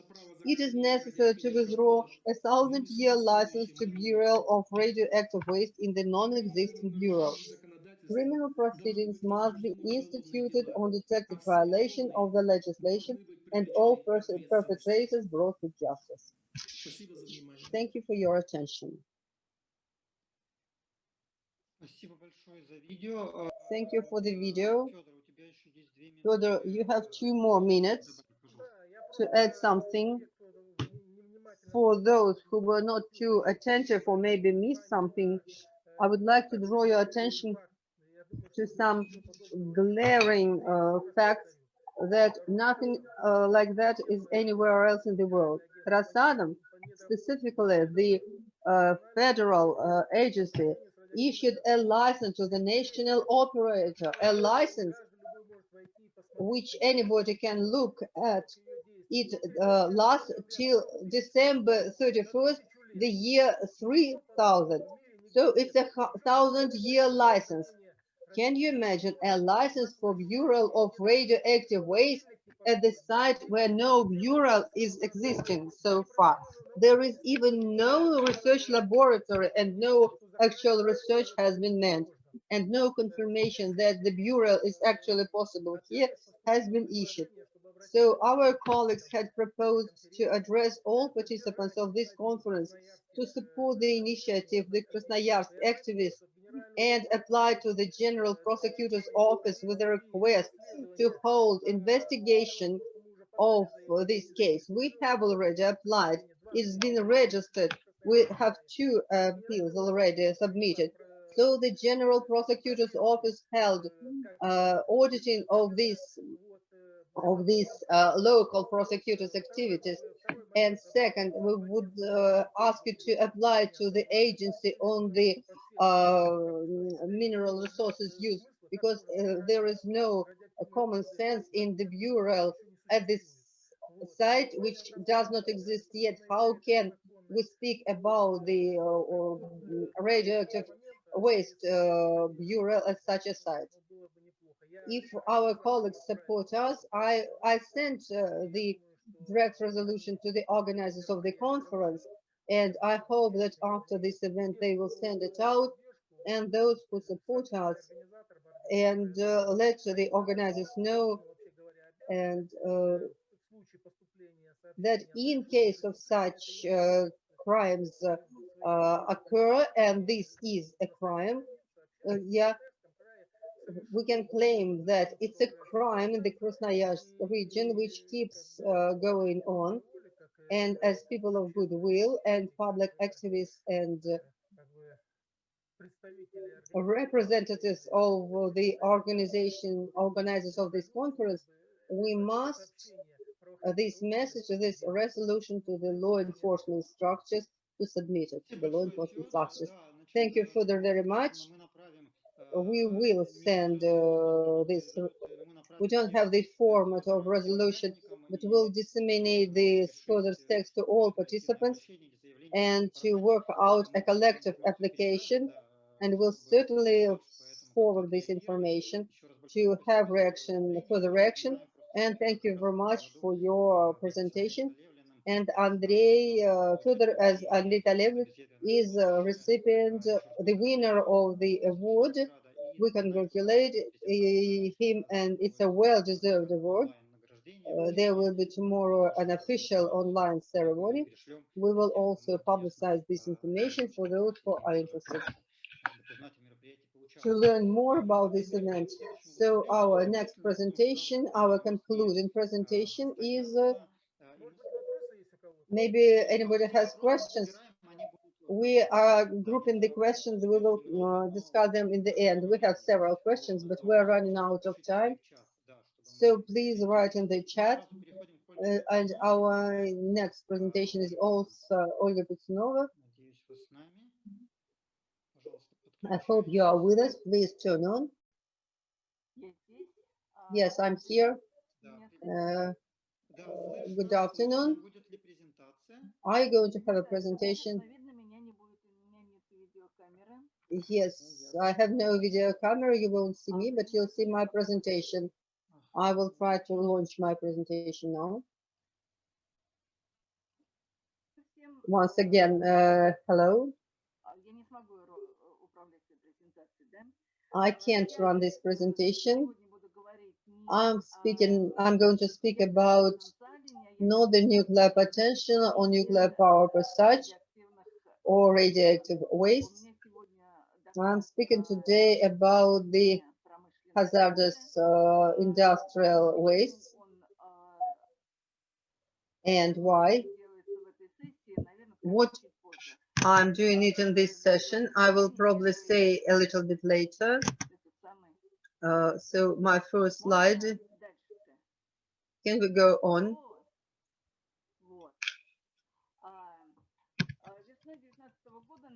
In spring 2019, population of 4 regions of Russia, Kirovsk, Kurgan, Saratov, and Udmurtia, were kind of informed that on the basis of the chemical weapons decommissioning, they will get complexes on the decommissioning of the first and second class hazard facility.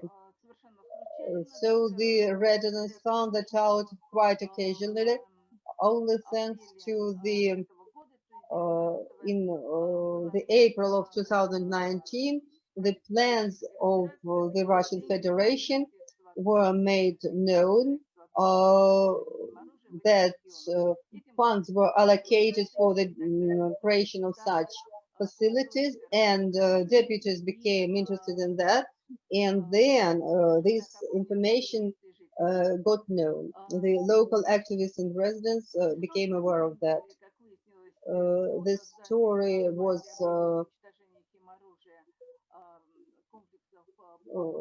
the story of establishing complexes for processing of the hazardous waste on the basis of decommissioning chemical waste. It's a long story.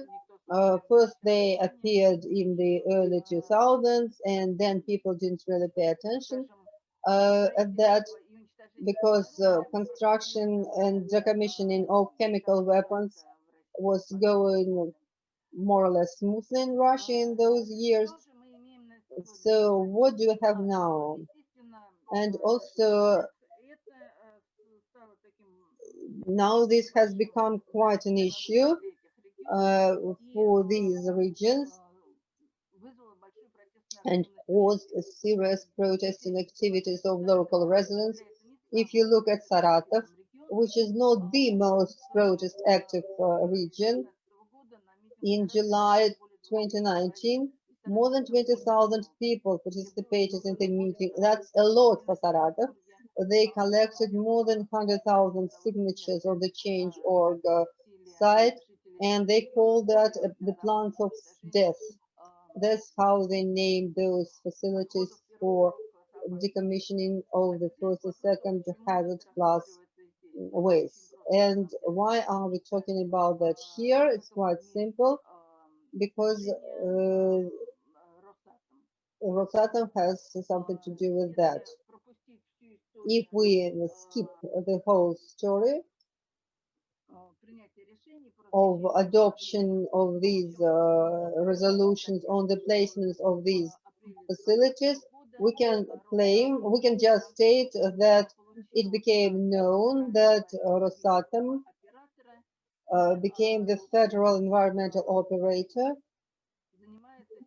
and is dealing not only with radioactive waste, but also with the first and second hazard class wastes.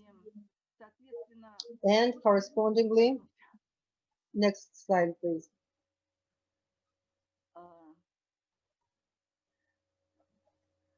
Давайте дальше. What are they going to destroy there? Let's go.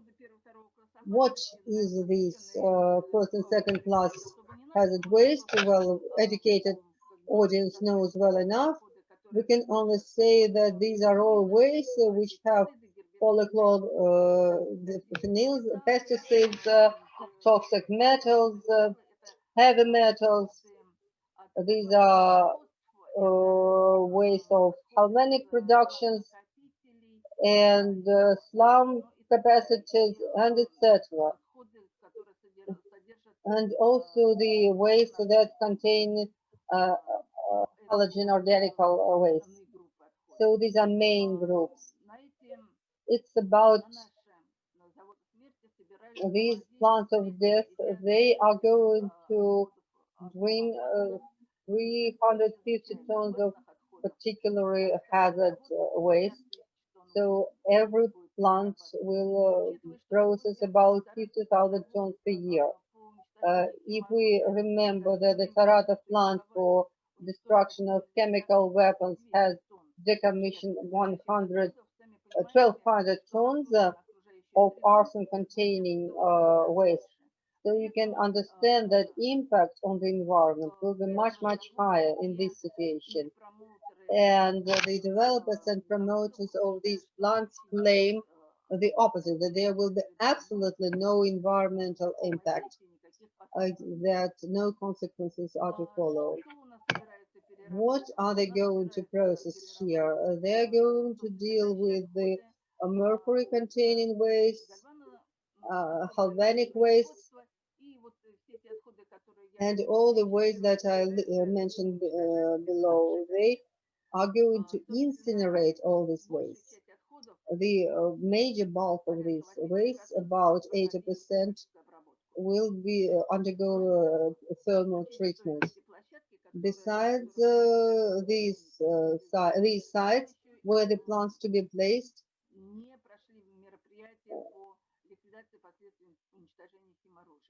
they have not undergone the measures of chemical weapons plants liquidation. So they will, that means that they will be incinerating contaminated soils and equipment.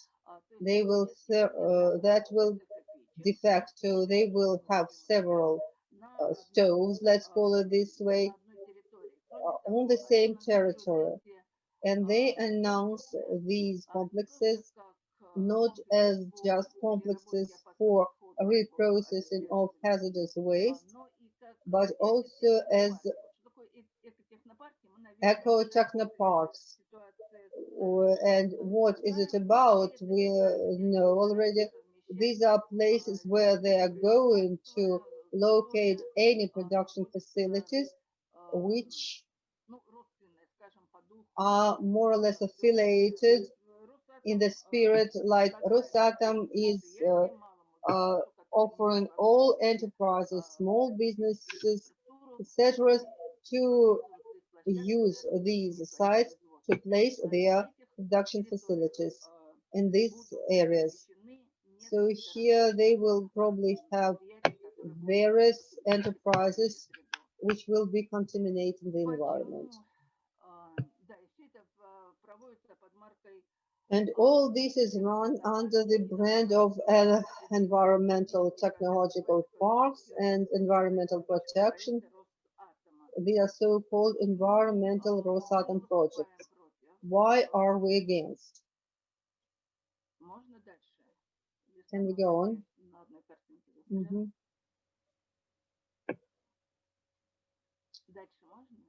Next. Почему, давайте сначала, ну ладно, я дальше просто расскажу. Значит, это можно пролистнуть, да. Next. Why is this so important for us? Why public activists and environmental specialists are absolutely against these facilities? First of all, at the minimum, because this was an attempt to cheat, to lie to people.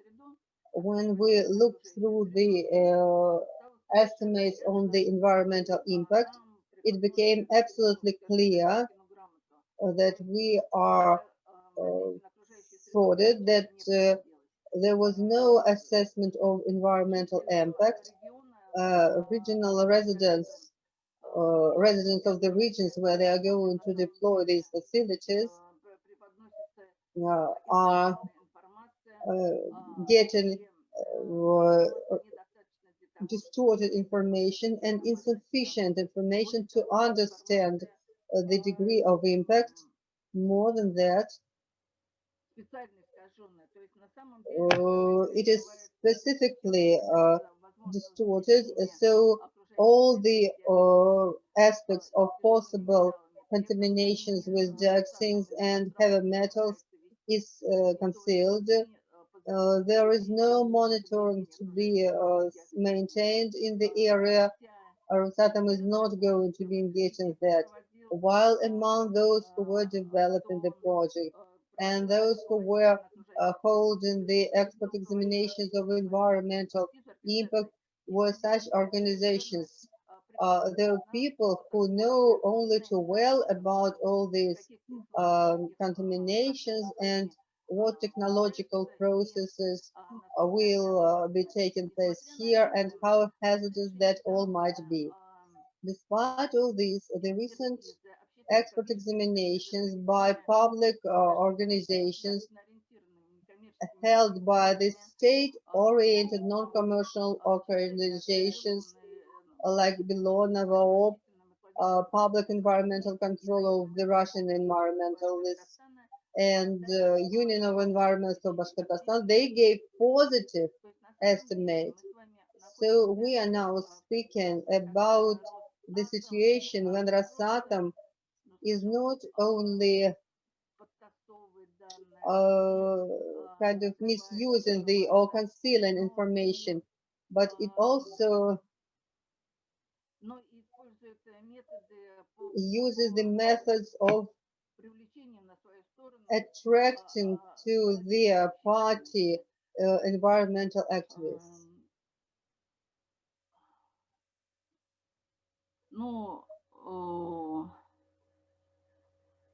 Так, основные претензии наши к... Our kind of... You have 1 minute left. What do we need? I forgot to mention that residents and activists of the regions where we're going to build, they got united into an inter-regional committee no to the death plants. And our opponents, there are not too many of us, but our opponent, Rosatom, is a serious opponent. And to counter it, to protect our environment against it, the environment of the people who live in the zone of impact of these facilities, we need assistance and support from the environmental community. And I'm speaking here on behalf of these public organizations. I appeal to our environmental community to help us, to provide us with support, to campaign in our support and hold information support if you have this possibility hold expert support in order to prevent this implementation of these projects in the regions. If in short, that's it. Спасибо большое, Ольга. Thank you. Спасибо большое. Значит, у нас закончилась часть. So our part with the presentations is over, and now we have actually we ran out of time. We have 3 questions, and probably we'll focus on those, and that will be it. So first question is Oleg Bodrov is asking to Nadezhda Kutepina.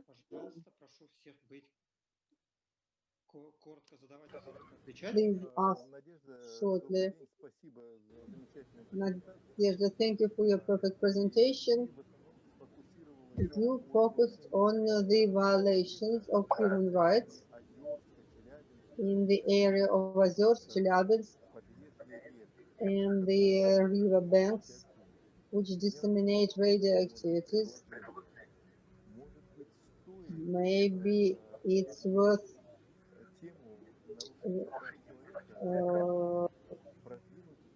to promote this human rights violation theme to the migration of those wastes along the rivers into the North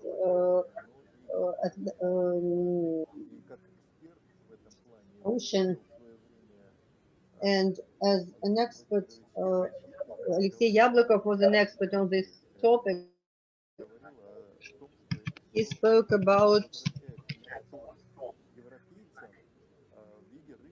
that it all comes back to the European as fish on their table. Ну, я думаю, что это возможно, потому что вот как раз сейчас я работаю над тем, над наполнением термина, что есть зона влияния. Довольно это сложно определить, но здесь как бы у меня, видите, четкий критерий, это то, что я все-таки смотрю права человека не с общепринятой точки зрения, а с юридической точки зрения, то есть под каждый пункт, который обвинение, потому что все-таки нарушение прав человека, это все-таки обвинение, которое мы выдвигаем. У меня есть как бы доказательная база, ссылка там на, начиная от приговора суда, заканчивая контрактами маяка.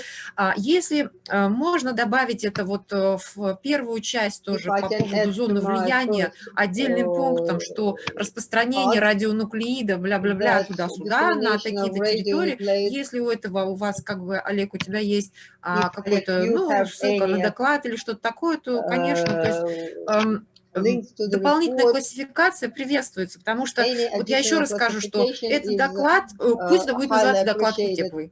Если никто не захочет участвовать в качестве докладчиков, то это первый опыт, и в дальнейшем, конечно, я бы хотела этот доклад сделать ежегодным, мы можем туда включать все, что угодно, в том числе, например, там отсутствие информирования для потребителей электроэнергии в районе расположения Кольской атомной станции, ну, то есть все, что мы захотим, то, что мы, так сказать, юридический критерий подойдет. Почему нет? Я готова. Why not? I'm ready. Thank you. I'm trying to see about the comments. And then we're moving to the next question of Anton Kvastov to Alexey from Kurgan.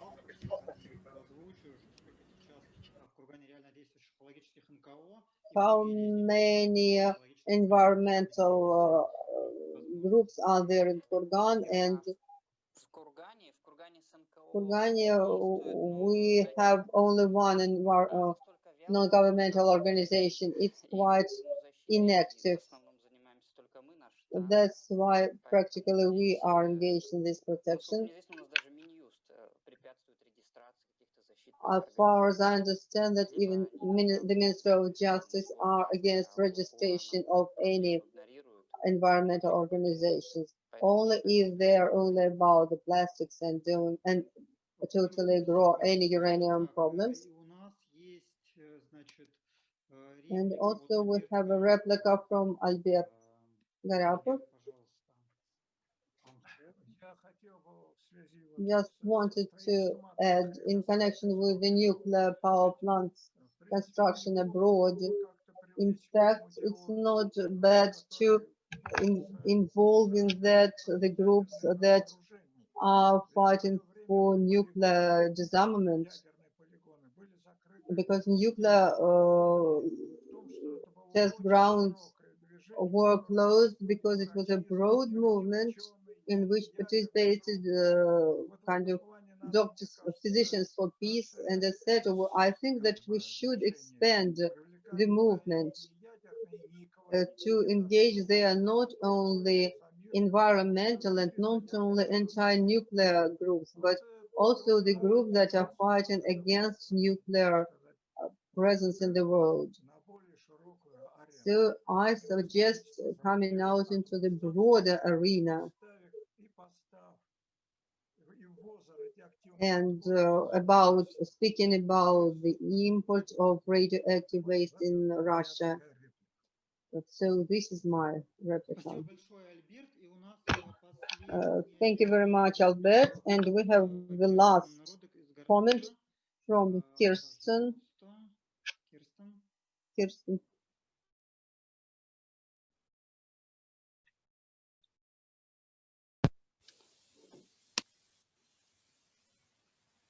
Yeah, thank you. I have an idea and I would like to present it and ask for your opinion. What do you think if we start a letter campaign? Russian NGOs sending protest letters to German government and also the governments of Lower Saxony and North Rhine-Westphalia, where the uranium enrichment and the Brennelementefabrik are, saying people are opposing nuclear waste transports. And these are declared as valuable materials. And not only telling the government things, but also demanding the stop of the transports and the stop of the uranium enrichment and the nuclear fuel production. Germany declared a phase out, and there should also be asked questions. For example, what amount of nuclear waste has already been transported to Russia from Germany? Nuclear waste, uranium hexafluoride, I mean. Then does the German state take responsibility for these waste products? What if an accident happens? We can prepare questions or letter and send it around, translate it, have Russian language, German language, maybe also English makes sense. We have a very well working group at Münsterland gegen Atomanlagen. So I think this group can do this work together with some of you, translation. Maybe it's interesting for media, but also for the opposition in the parliaments. And I guess we can work with this. I think it's really important to put some pressure on the governments. And maybe also there should be mentioned that there is no way to think about international final deposit. The governments could declare high radioactive waste as valuable material. Kirsten, we can't hear you. Interpreter cannot hear you. Pardon? Interpreter saying that she cannot hear you. So. Who hears not? The translation cannot hear me?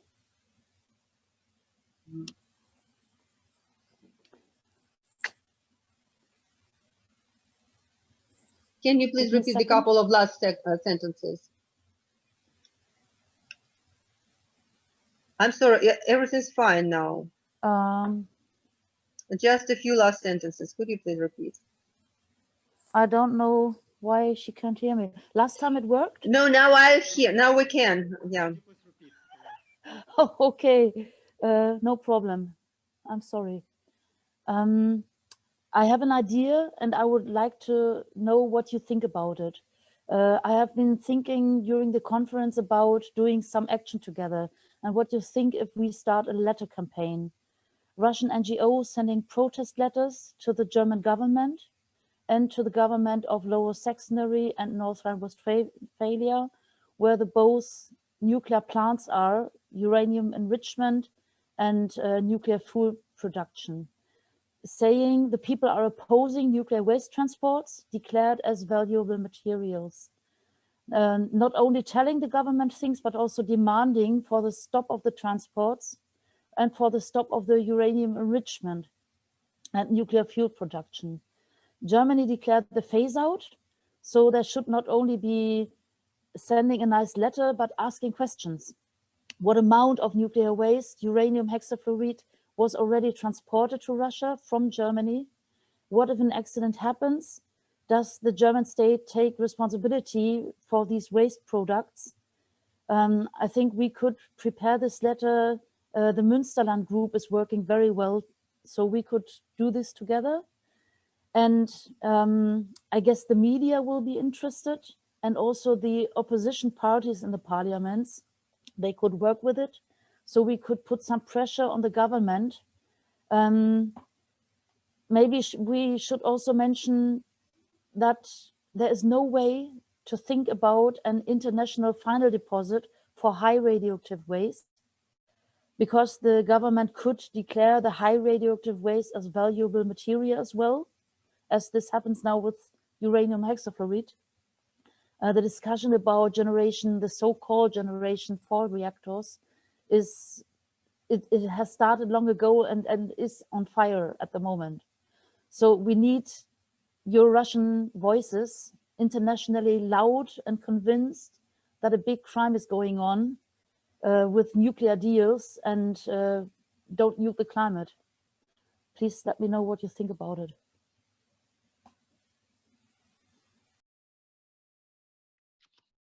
Спасибо большое. Thank you very much. I think that we'll take this as our further actions. We also comments from Oleg Bodrov, and he'll be the last to speak because we have to conclude this event. Thank you, Vitaly. Just in short, I absolutely support what our German colleague said, Kirsten said. I will be engaged in that. We're ready to do that. And I would like to support the idea of Albert Garapov and say that the civil nuclear power energy production, power production is tightly connected with the military sector, because right now Rosatom is proposing to supply to Turkey, to Bangladesh, reactors 1200, and the same reactor is to be supplied to Finland, and this agreement has already been signed with Finland, that the fresh nuclear fuels will be produced of the uranium extracted from the spent fuel, nuclear fuel.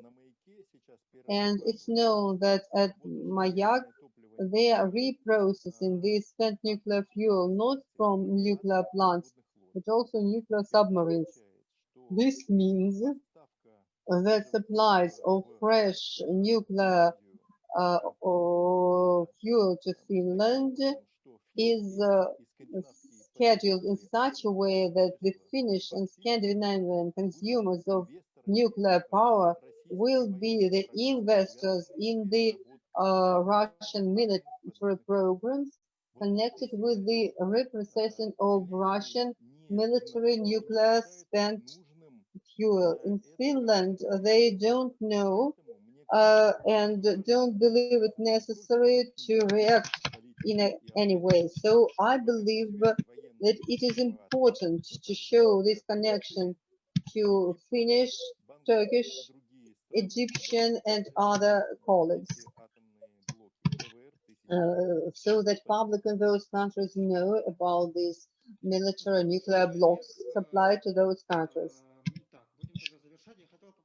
Now we're going to conclude. I would like to thank all presenters who are engaged in the nuclear problems. I would like to thank everybody who was with us in this conference and expressed interest in our event. And also great thanks to the technical support, Asiana, and the interpreter, because we have got this opportunity to tell about our issues to people in other countries, in various continents. People are listening to us, and we see comments and presentations, how it looks from there. So we also had a comment that We will try to assemble and generalize this information. And it's clear that this time we tried to kind of run through all possible issues that exist, and it's obvious that there is a need in a more detailed discussion of each issue in particular, and we'll try to do that, and we'll find ways for such discussions in the future and hold new events, and we'll take into consideration all comments and events expressed here. Thanks everybody again. Shortly afterwards, we will place this record in English so that the participants could see that in English, this record. So thank you very much, everybody. And I'm saying goodbye. We'll send you information. Okay, we'll stay in touch with you. Have a good day.